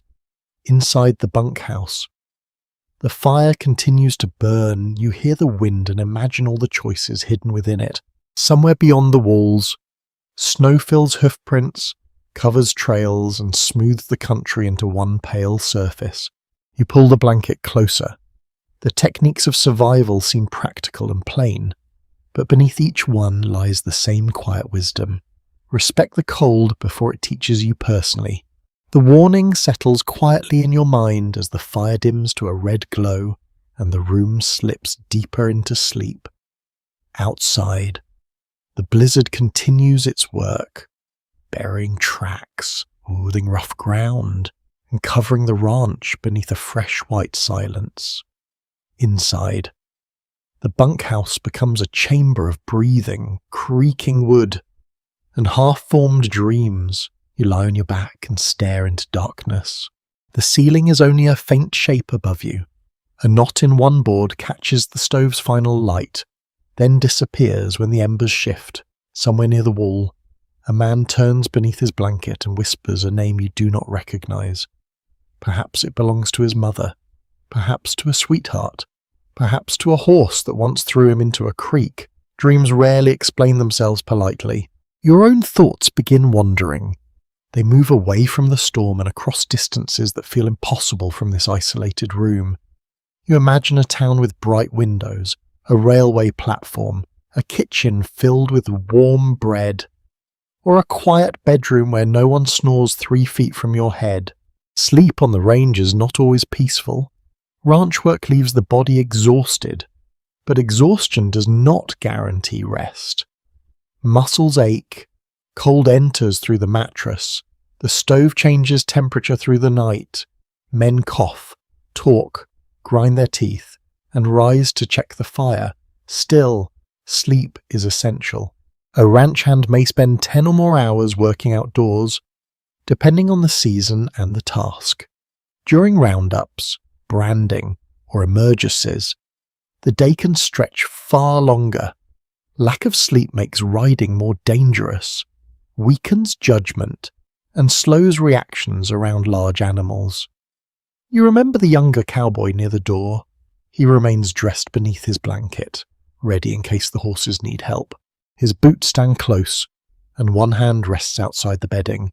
Even asleep, he seems to be waiting. Across the room, The foreman sits against the wall with his chin lowered to his chest. He intended to stay awake, but sleep has taken him in small pieces. Every few minutes he raises his head, listens to the roof, checks the stove, then drifts again. Responsibility has its own kind of insomnia. You wonder what the men dream about. Popular stories often portray cowboys as men without attachments, forever content to move from ranch to ranch. The reality is more complicated. Many are young wage workers hoping to save money. Some plan to buy land, some want to return east or south. Others dream of opening shops, marrying, supporting relatives, or escaping debts. A few may genuinely prefer movement and open country. Others simply have nowhere better to go. You picture the man with the family photograph dreaming of a house he has not seen in years. Perhaps he remembers the pattern of a tablecloth, the sound of a gate, or the way afternoon light entered a familiar room. Memory often preserves strange details while allowing important faces to blur. Another sleeper may dream of cattle. After long days surrounded by animals, the mind continues the work at night. Hooves move through dust. A gate refuses to close. A steer breaks from the herd. A horse carries you across ground that never ends. Then the dream shifts. The cattle become clouds. The range becomes an ocean. Your bunk begins moving like a small boat. You open your eyes. The building is not moving, though the wind makes the walls tremble. Snow slides from the roof with a long, soft rush. For a moment, you're uncertain whether you heard it in the room or in the dream. This confusion is familiar in crowded sleeping spaces. Sounds enter dreams and change shape. Snoring becomes thunder. A stove lid becomes a church bell. A cough becomes a gunshot in the distance. One peculiar bunkhouse habit is the practice of tying small personal items to a bed frame or placing them inside a boot at night. This keeps knives, coins, tobacco, letters, and other possessions from disappearing beneath blankets or being borrowed by men whose understanding of ownership becomes flexible after dark. You imagine waking to discover that your socks have migrated to another bunk. On a ranch, this could become a serious investigation. The bunkhouse has little private space, so men create privacy through routine. A box under the bed becomes a personal cabinet. A rolled coat becomes a pillow and storage place. Letters are folded into pockets. Photographs remain hidden unless deliberately shared. Dreams may be the only territory entirely their own. You close your eyes once more and let the storm fade into the background. Your thoughts move toward the coming morning. Perhaps the snow will stop before dawn. Perhaps the sky will clear, leaving the range bright beneath the sun. Or perhaps the door will open onto drifts as high as the windows. Tomorrow waits with its questions, but sleep softens them. In the late 19th century, scientific interest in dreams was growing. Though modern sleep research was still so far in the future, ordinary people interpreted dreams through religion, folklore, personal belief, and popular dream books. A dream about water might promise travel. A dream about horses could suggest success, danger, or freedom, depending on who was explaining it. Cowboys carried superstitions like everyone else. One man might refuse to describe a troubling dream before breakfast. Another might treat it as nonsense. A third might remember it for years if a later event seemed to match. No surviving record can tell you how seriously the average ranch worker took such signs. Diaries and memoirs preserve a few personal beliefs, but silence leaves much unknown. It remains uncertain whether bunkhouse superstition shaped daily decisions often, or whether later storytellers gave rare examples more importance because mysterious tales were easier to remember. Tonight, the men sleep without debating the matter. A quiet laugh comes from one bunk. The sleeper smiles in darkness, caught in a pleasant dream. Someone nearby tells him to keep the joke to himself, but receives no answer. You begin to drift again. This time you dream of riding across the range before the storm. The sky is enormous and pale. Your horse moves without effort. There are no fences, no frozen troughs, and no damaged straps. The land opens in every direction. Then you notice that the snow beneath you makes no sound. You look back. There are no hoof prints. The horse continues forward, carrying you toward a line of mountains that never seems to grow closer. You feel neither cold nor fear. The silence is complete, and for once, there is no task waiting. This may be the freedom people imagine when they think of cowboy life. Not wages, not sore hands, not damp socks drying near a dangerous stove, just movement beneath a wide ski. Yet even dreams cannot remain untouched by the real world. The wind strikes the bunkhouse, and its mountains dissolve. You return to the narrow bed, the heavy blanket, and the smell of smoke. A sleeper near the stove begins talking. His words are unclear at first. Then you hear something about a missing horse and a bridge. Another man, barely awake, tells him the horse is fine. The dreamer becomes quiet. That small reassurance changes the room. It reminds you that even in sleep, the men watch over one another in simple ways. A blanket may be pulled back onto someone's shoulder. A restless worker may be awakened before he rolls from a bunk. A nightmare may be interrupted with a calm voice. These acts are rarely recorded. History remembers major storms, cattle losses, famous ranches, and dramatic journeys. It does not often remember who woke in fear and who whispered that everything was all right. You breathe slowly. The mattress still feels uneven, but your body has accepted its shape. Your feet are warmer. Your hands rest loosely against your chest. The storm continues beyond the roof. But it no longer demands your full attention. Sleep approaches in longer waves now. You think of the dreams surrounding you, each one invisible and private. One man returns home, another rides through summer grass, another counts wages that grow with every step. Someone eats an impossible meal of peaches, biscuits, and fresh pie while Red watches with deep suspicion. Your own dream waits at the edge of thought. It may carry you beyond the bunkhouse or deeper into it. It may give you a warm room, a loyal horse, or nothing but quiet darkness. The wooden roof remains above you. The stove breathes softly, and beneath the roar of the blizzard, the tired minds of the bunkhouse travel wherever they please. The dreams around you continue drifting through the bunkhouse, but your own thoughts turn toward the people who are not sleeping in this room. The ranch feels like a world made entirely of men when you look only at the bunks. Boots, saddles, and heavy coats around you. Yet beyond these walls, ranch life depends on many hands that popular stories often leave in the shadows. You picture the ranch house somewhere beyond the blowing snow. Perhaps it stands a short walk away, though tonight that distance could be dangerous. A small light may still glow behind one window. Inside, someone has banked the kitchen fire, covered the bread dough, checked the children, and placed water where it will not freeze too quickly. The work does not end merely because the cowboys have gone to bed. On many family-run ranches, women manage kitchens, gardens, poultry, dairy work, sewing, cleaning, accounts, childcare, medical care, and the constant preservation of food.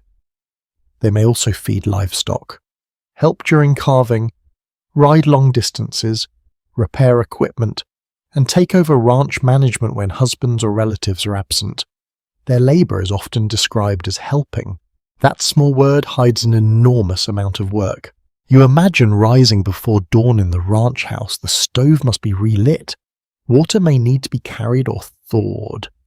Breakfast has to appear before workers leave. Bread requires flour, yeast, time and attention. Meat must be salted, smoked, canned or kept cold. Clothing must be washed, dried, patched, and returned to men who will probably tear it again within the week. No applause follows these tasks. The reward for completing one is usually the arrival of another. The bunkhouse meal you enjoyed earlier did not begin when beans entered a pot. Supplies had to be selected, purchased, transported, stored, and protected from dampness and pests. Someone kept track of flour, coffee, salt, sugar, and preserved fruit. Someone noticed when the lard was running low. That person might be Red. It might also be a ranch wife whose contribution disappears behind the cheerful phrase, "The men were fed." You remember the bright taste of canned peaches? Those peaches may have travelled by rail and wagon, but preserved foods were also prepared at home whenever ingredients and equipment allowed.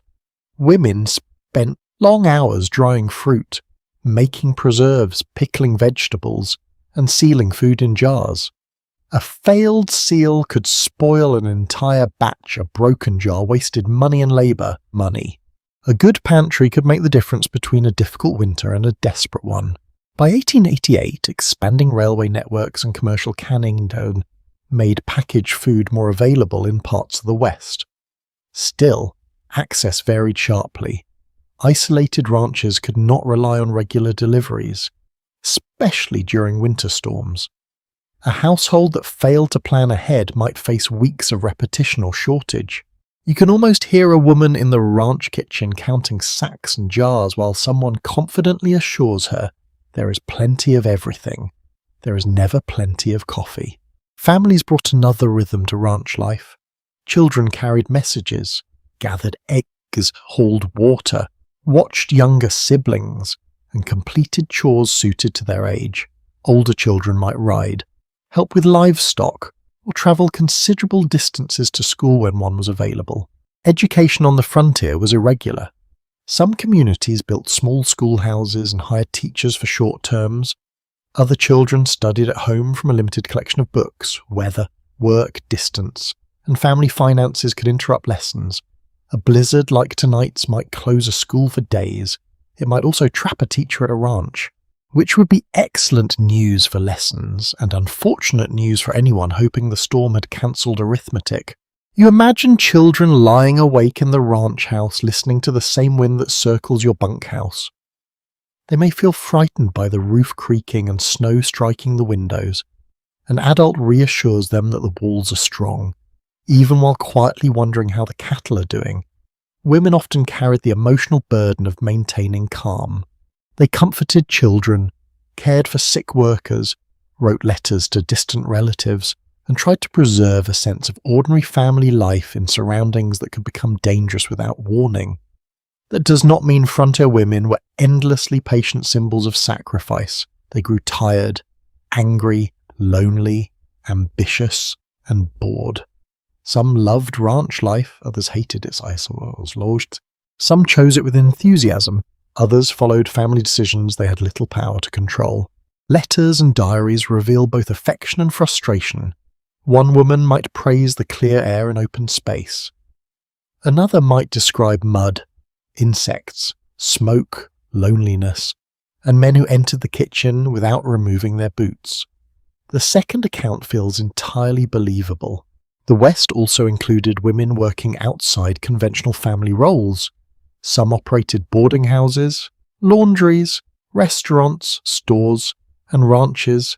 Widows managed property. Single women taught school or worked as domestic labourers. Mexican-American, Indigenous, Black, Chinese, and immigrant women built communities under different legal and social pressures. Their experiences cannot be folded into one simple frontier story. Legal rights varied by territory and state, and customs often mattered as much as written law. In some Western territories, women gained voting rights earlier than women in much of the country. Wyoming Territory granted women suffrage in 1869, a notable development that did not erase wider inequalities in work, property, race, or political influence. A right on paper does not automatically create equal power at home, in wages, or in public life. The relationship between ranch women and formal authority remains difficult to measure. Surviving records often emphasize exceptional figures, such as wealthy ranch owners or unusually outspoken writers, because their papers were preserved. The quieter lives of cooks, laundresses, indigenous wives, temporary workers, and poor settlers appear only in fragments. Researchers therefore question how much the best-known diaries can tell us about the majority. A literate woman with the time to write was already unusual in ways that shape what she recorded. Someone working from before dawn until late evening may have left no diary because she had neither paper nor energy. Silence in the archive does not mean silence in life. You think about clothing again. The shirts drying near the stove may have been sewn or repaired by women before reaching the bunkhouse. Store-bought garments still needed mending. Buttons had to be replaced. Socks had to be knitted or darned. Bedding required washing and patching. Laundry on a ranch was punishing work. Water had to be heated. Soap might be homemade. Heavy clothes were soaked, scrubbed, rinsed, wrung, and dried. Winter complicated everything. Fabric froze on lines. Water spilled onto floors. Wet wool became stubbornly heavy. One peculiar solution involved spreading small garments indoors on cords strung near ceilings, creating a hanging forest of soil.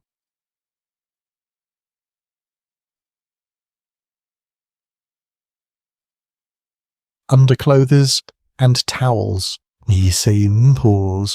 Anyone tall enough to walk beneath them learned to duck or accept a damp shirt across the face. The ranch house could become a workshop as much as a home. Milk was churned into butter. Tallow became candles or soap. Flour sacks became cloth for towels, curtains or children's clothing. Feathers were saved for bedding. Scraps were sorted because nearly everything retained some possible use. Remember the old shirt pressed into the crack near the bunkhouse door? Someone first wore it, washed it, repaired it, and kept it useful until it could no longer serve as clothing. Even then, it became insulation against the storm. Hidden labour has a long afterlife. You listen to the wind and imagine the women and families connected to each man sleeping nearby.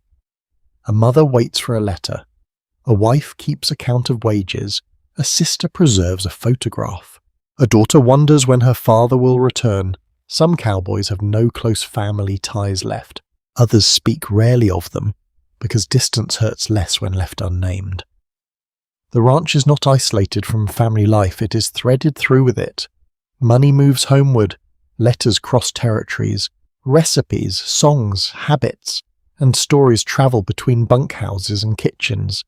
Even the humour around the supper table may have begun in a family home far away. The storm presses harder against the walls. You pull the blanket over one shoulder and think of another building holding firm nearby. Perhaps someone there has also awakened to add wood to a stove. Perhaps a child asks whether the cowboys are safe. For tonight, you are. Warmth remains in the room. The roof holds.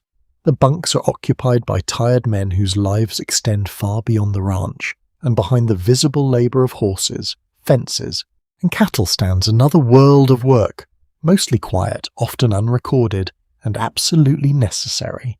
The thought of the ranch house fades, and the night draws your attention back toward the animals beyond the bunkhouse walls. They are out there in the darkness, breathing into the storm, shifting their weight, lowering their heads, and waiting for the wind to weaken. The horses are closest. You cannot see them, but you can imagine their shapes gathered near the barn or windbreak. Snow collects along their backs. Their winter coats stand thick and rough, trapping warm air close to the skin. Each animal turns slightly away from the strongest gusts, presenting its hindquarters to the weather and protecting its head. Now and then, one stamps a hoof.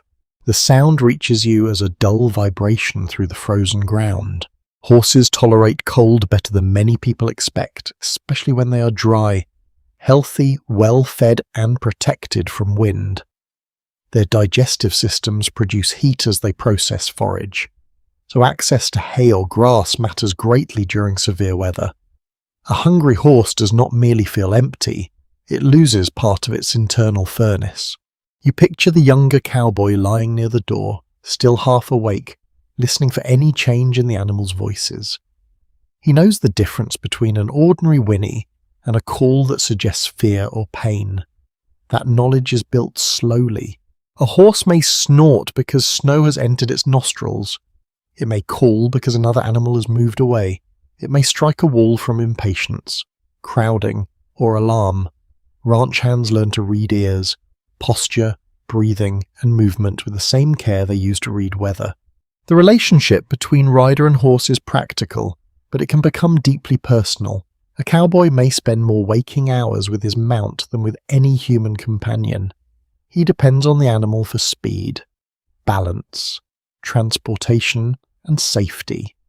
The horse, in return, depends on him for feed, shelter, sound equipment, and reasonable decisions. Reasonable decisions are not always guaranteed. You remember riders boasting about how quickly they can mount, or how long they can stay in the saddle.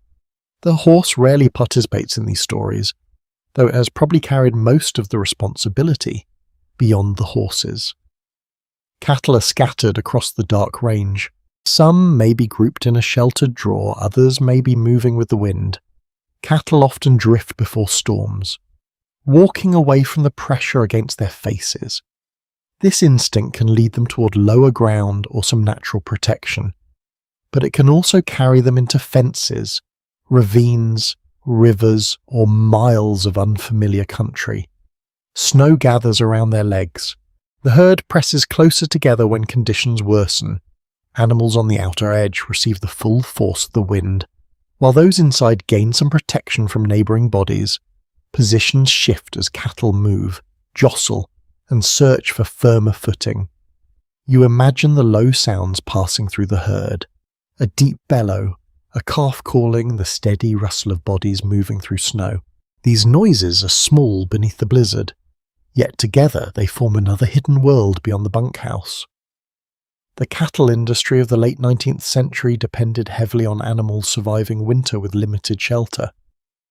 During the peak years of open-range ranching, some owners kept very large herds spread over enormous areas, trusting natural grass and relatively mild seasons to carry them through. Severe winters exposed how fragile that system could be. The losses of 1886 and 1887 were still recent in memory. Many cattle died from cold, starvation, exhaustion, or inability to reach grass beneath crusted snow. Carcasses appeared along fences and in sheltered hollows where animals had crowded together.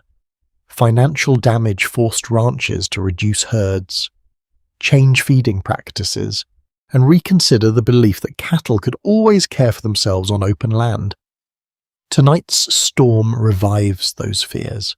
Inside the bunkhouse, the men sleep because nothing useful can be done in darkness. Outside, the animals continue enduring without explanation or complaint. You wonder what cattle understand about weather. They respond to falling pressure, shifting winds, temperature changes, and the behaviour of the herd. They seek lower ground and turn away from cold air. Their knowledge is not spoken. But it is not simple either. Animals notice details people miss. A horse may become restless before snow begins. Birds may disappear from exposed places. Cattle may bunch together earlier than usual. Ranchers observe these signs, though interpretations can easily become superstition after the fact. One old belief holds that the thickness of an animal's coat predicts the severity of winter. A shaggy horse or heavily furred wild animal is taken as evidence of hard weather ahead. Coat growth is influenced by daylight, temperature, health, breed, and other factors, so the prediction is hardly reliable. Still, it gives people something to discuss while the wind removes all confidence from official plans. Near the barn, ranch dogs may be curled in straw under a wagon, or close to livestock, dogs serve as companions, guards, and working animals. Some help move cattle or alert people to strangers and predators. Tonight, a sensible dog stays out of the open. You imagine one tucked beneath a wooden platform, nose hidden under its tail. Snow blows past the entrance of its shelter. Its ears lift whenever a horse moves or a board rattles. Cats may also live around the ranch, valued less for affection than for controlling mice near stored grain. A barn cat survives winter by finding warm corners, hunting where it can, and appearing near kitchens with an expression suggesting that every meal is late. One may be sleeping inside the barn tonight, pressed into hay. Another may have discovered a warmer location and refused to share the information. Chickens, if the ranch keeps them, need protection from wind and predators, their coop may be small, dark, and crowded. Eggs can freeze quickly in severe temperatures, cracking before anyone collects them. A ranch family hoping for breakfast must gather them often and keep nesting areas insulated. Pigs, goats, milk cows, and other domestic animals each add their own demands. Water freezes. Feed disappears beneath snow, doors jam, latches stiffen. The number of living creatures on a ranch turns every storm into a long chain of responsibilities. At dawn, the men will not simply admire the snow, they will check each animal, break ice, clear paths, carry feed, and look for injuries. Any creature missing from its usual place will create another search. The horses will come first because they are needed to reach everything else. A man may warm a frozen bit beneath his coat before placing it in a horse's mouth. Cold metal can stick to wet skin and cause injury. Leather straps must be flexed gently. Ice packed into hooves has to be removed. There is a strange little practice used by some riders to reduce snowballing inside a horse's hoof. Grease, oil, wax, or even animal fat may be applied to the sole. With mixed success, the treatment wears away quickly, but for a while it can help keep wet snow from packing into a hard lump. The horse receives frontier footwear maintenance before the cowboy has finished his coffee. No one has reached a final conclusion about how often ranchers placed animal welfare above immediate profit during this period.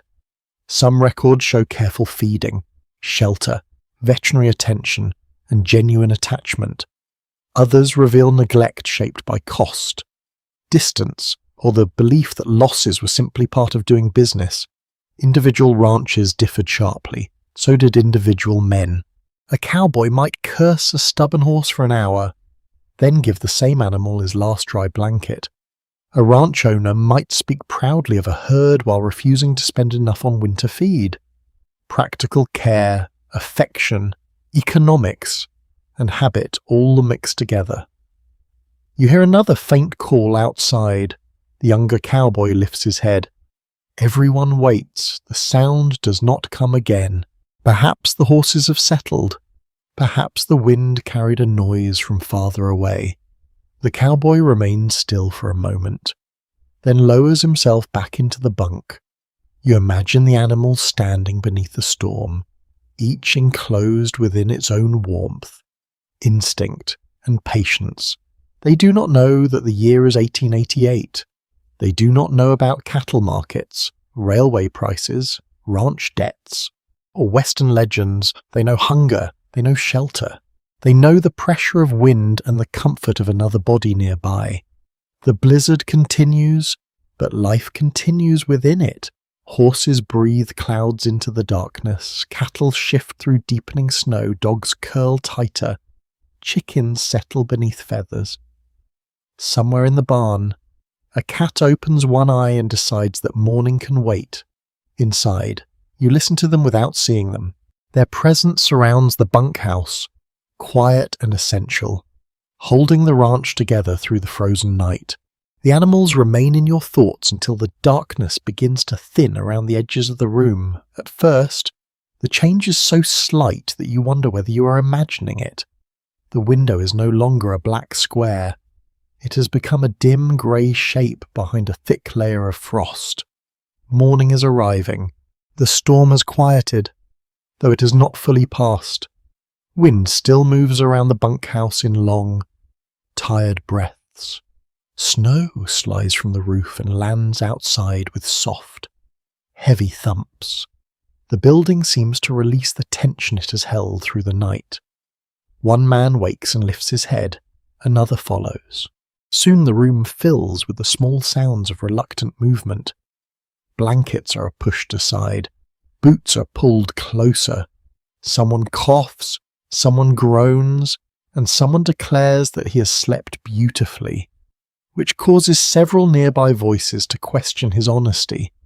The stove is nearly out. Red kneels beside it and opens the iron door. Only a few dull coals remain beneath white ash. He adds dry shavings, bends close, and blows carefully until a thread of smoke rises. A tiny flame catches, trembles, then spreads along the edge of the kindling. Everyone watches without admitting they are watching. A morning fire is not merely pleasant. It decides whether fingers become useful, coffee becomes possible, and frozen clothing becomes wearable. You sit up and immediately feel the cold gathered in the room. Your blanket has trapped a pocket of warmth around your body, but the air beyond it bites at your face. The shirt near the stove is dry, your gloves are stiff. Your boots feel cold enough to contain their own weather system. You pull on the first one. The leather resists. Your toes reach the bottom, and a chill runs through your foot. The second boot is no kinder. You stand slowly, flexing your knees and waiting for circulation to return. The door remains closed. Everyone looks toward it. Snow has pushed against the outside during the night. No one knows how deeply it has drifted, or whether the latch will open freely. The younger cowboy reaches it first and lifts the bar. He leans one shoulder into the wood. Nothing happens. He tries again. The door moves less than an inch, then stops against packed snow. Cold air cuts through the narrow opening, carrying a clean, sharp smell into the room. Two men join him. Together they push until the door forces a shallow path through the drift. Snow spills inward around their boots. Light enters suddenly, pale and dazzling after the dim bunkhouse. You step closer and look outside. The ranch has vanished. In its place lies a white landscape of rounded shapes. Fences have become low ridges. Barrels are buried to their rims. The path to the barn is gone. Snow clings to every roof edge and post, smoothing the yard into a surface that seems untouched by human work. The sky is a soft grey. Clouds still hang low, but the violent movement of the night has ended. Fine snow drifts through the air, turning slowly as it falls. For a moment, the ranch looks peaceful enough to enter a painting. Then you notice what the storm has damaged. A section of fence lies flat near the yard. One shed door hangs crooked. A wagon has disappeared beneath a drift, with only the top of one wheel visible, farther away. Something dark moves near the barn. A horse. The younger cowboy exhales. More shapes appear behind it. The horses are standing close together, crusted with snow but upright. One shakes its head, sending a cloud of powder from its mane. There is no time for admiration. Shovels are found. One has a wooden blade reinforced with metal. Another is smaller and worn smooth from years of use. The men begin clearing the doorway and creating a narrow path toward the barn. You step into the morning. Snow rises nearly to your knees in some places and reaches much higher where the wind has piled it. Each step requires lifting your leg, pushing forward, and testing the ground before placing your weight. Beneath the fresh snow, ice and uneven earth remain hidden. The cold air fills your lungs. After the smoky bunkhouse, it tastes startlingly clean. Your shovel enters the drift with a soft scrape. The snow near the surface is light, but lower layers have packed tightly. You lift one load, throw it aside, and immediately understand that this task will consume the morning. Everyone works in a line. The path slowly lengthens. By 1888, snow removal on a ranch still depended mostly on hand tools, animal power, and patience. Railways use specialized plows, and towns sometimes organize crews to clear major routes. But an isolated ranch could not expect machinery to arrive. If a doorway, stable, or feed store needed access, the people living there had to make it themselves. You stop briefly and look across the yard. Sunlight tries to break through the clouds. A pale glow spreads over the snow, making the entire range brighter than the sky. Your eyes begin to ache from the reflected light. Snow blindness was a recognized danger among people traveling or working in bright winter conditions. Dark glasses existed. Though they were not standard equipment for every ranch hand, indigenous peoples in northern regions had long used narrow slits cut into bone, wood or other material to reduce glare. a practical design created centuries before modern sunglasses. No one in your crew appears to own such protection. A cowboy pulls his hat lower and squints. It is a solution of limited scientific brilliance, but it helps. The barn door is reached at last. Snow has blown through gaps around the frame, forming small drifts inside. The horses shift as the men enter. Relieved by the arrival of feed and familiar voices, you run a hand over the nearest animal. Its coat is cold on the surface, but warmth remains underneath. Ice clings around the lower legs.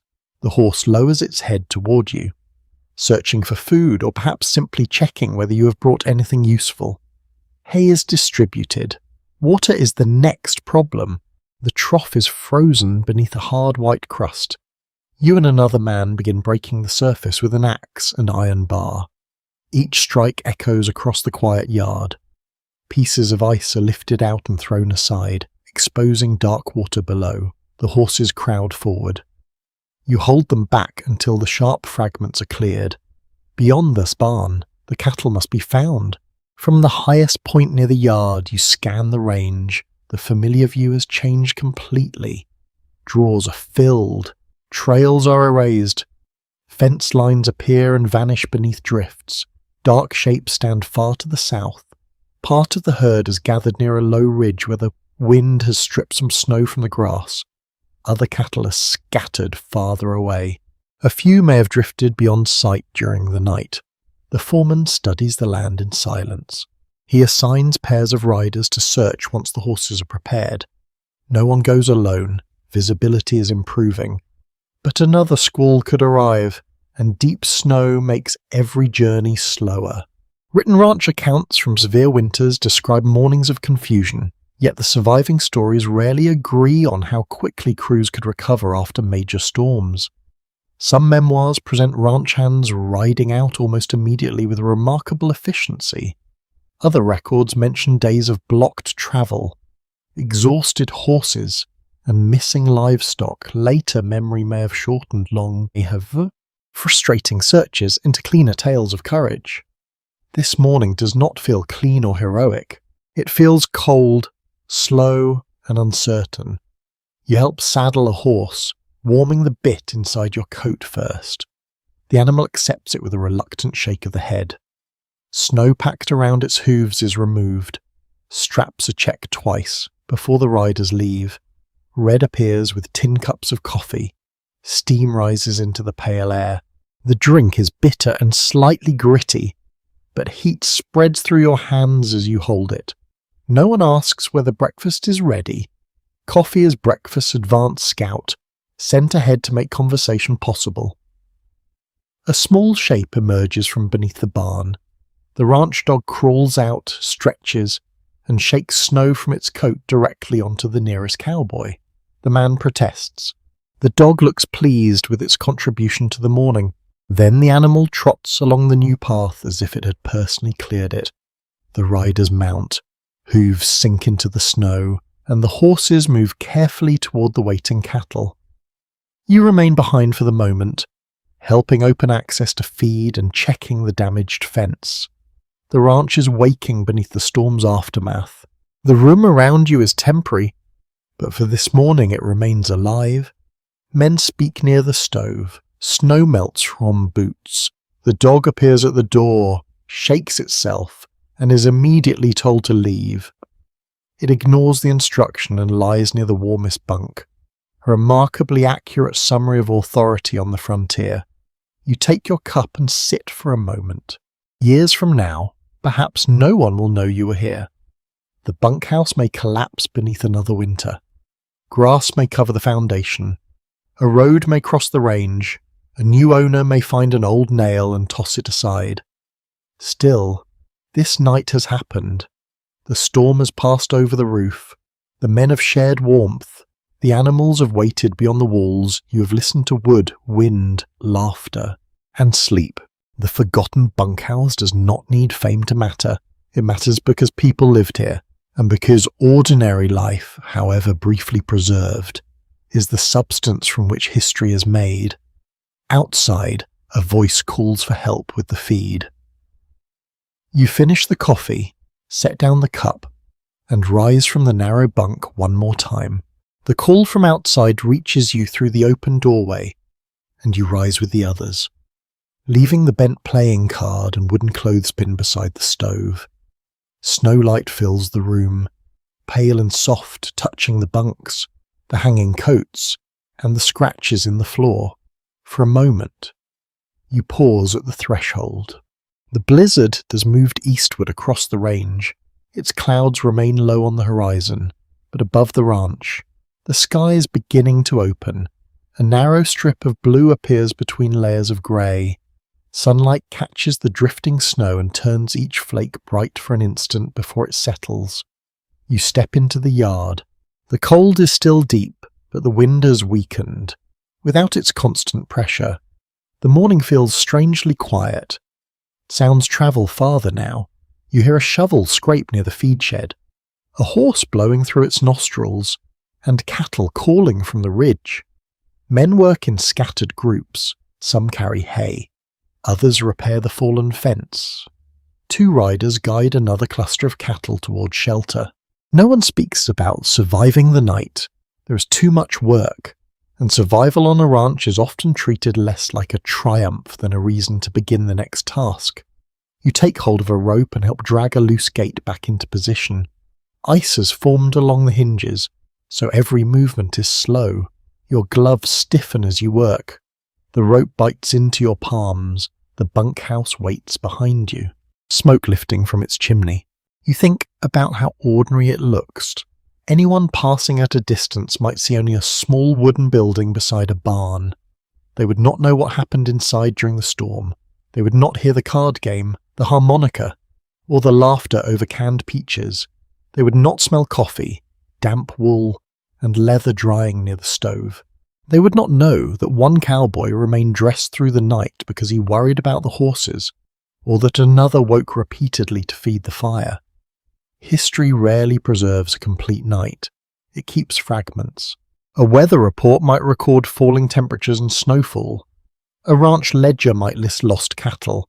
A newspaper might describe blocked railways or isolated settlements.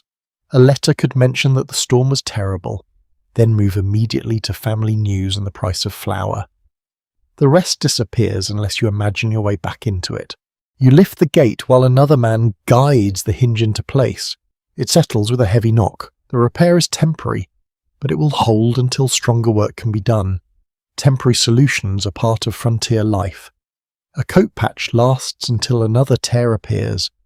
A rope repair holds until new leather arrives. A bunkhouse wall is stuffed with cloth until spring allows proper carpentry. People continue not because conditions become perfect, but because imperfect solutions are often enough for one more day.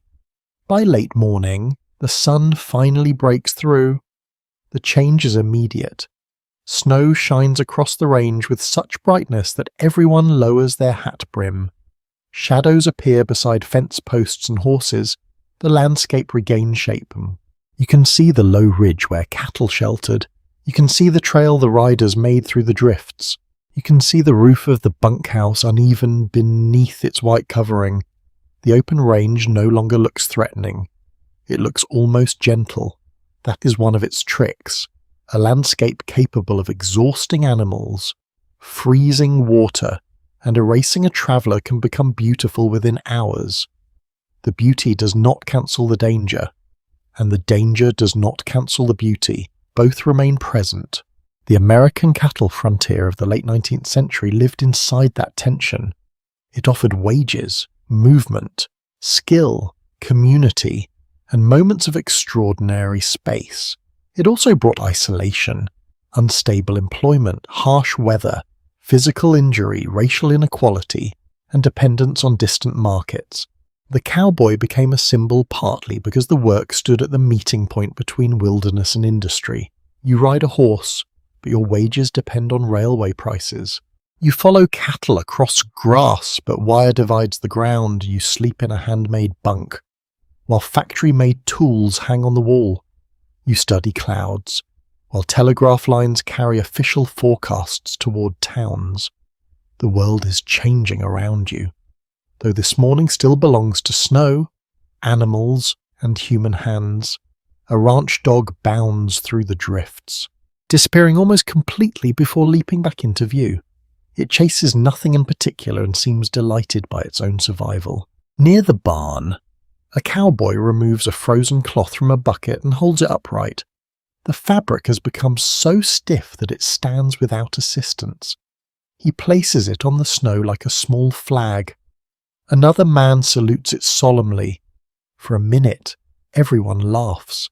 Such moments are easy to overlook. But humour helps people endure environments that refuse to become convenient. A joke does not warm the air or feed the cattle. It simply makes the work feel lighter for several breaths. Whether the men of bunkhouses like this truly thought of themselves as participants in a closing frontier remains difficult to know. Later memoirs often describe the era with nostalgia, but memory is influenced by what came afterward. A worker in 1888 may not feel that he's living through the end of anything. He may only feel cold, hungry, and concerned about payday. People rarely experience history with a narrator explaining its significance. They experience breakfast. They experience sore muscles. They experience weather. You return to the bunkhouse near midday. The doorway is clear now, and sunlight lies across the floor. Red has placed a pot near the stove. Beans are warming again. Because some traditions survive every technological transformation. You remove your gloves and sit on the edge of the bunk. The mattress gives the same familiar creak. The room feels smaller, yet kinder. You know its sounds now. You know where the drafts enter, where the stove burns hottest, and which floorboard complains beneath a heavy boot. Outside, the ranch continues. Inside, warmth slowly returns to your fingers. You let your shoulders relax. The hard work of the morning begins to fade, just as the storm itself moves farther across the distant plains. The men speak softly near the stove, but their voices become less distinct. Tin cups touch the table. Fire settles around the wood. And now, you do not need to follow them into another task. You can remain here. You can let the bright snow outside soften into a quiet glow behind your closed eyes. The bunk beneath you is narrow, but it holds you gently. The blanket is heavy, but its weight feels safe. The walls creak, not from danger now, but from the simple movement of warming wood beneath the winter sun. Your breathing slows. The open range stretches beyond the building, white and calm, every fence line rounded by snow, every hoof print slowly losing its edges. The horses stand quietly near the barn.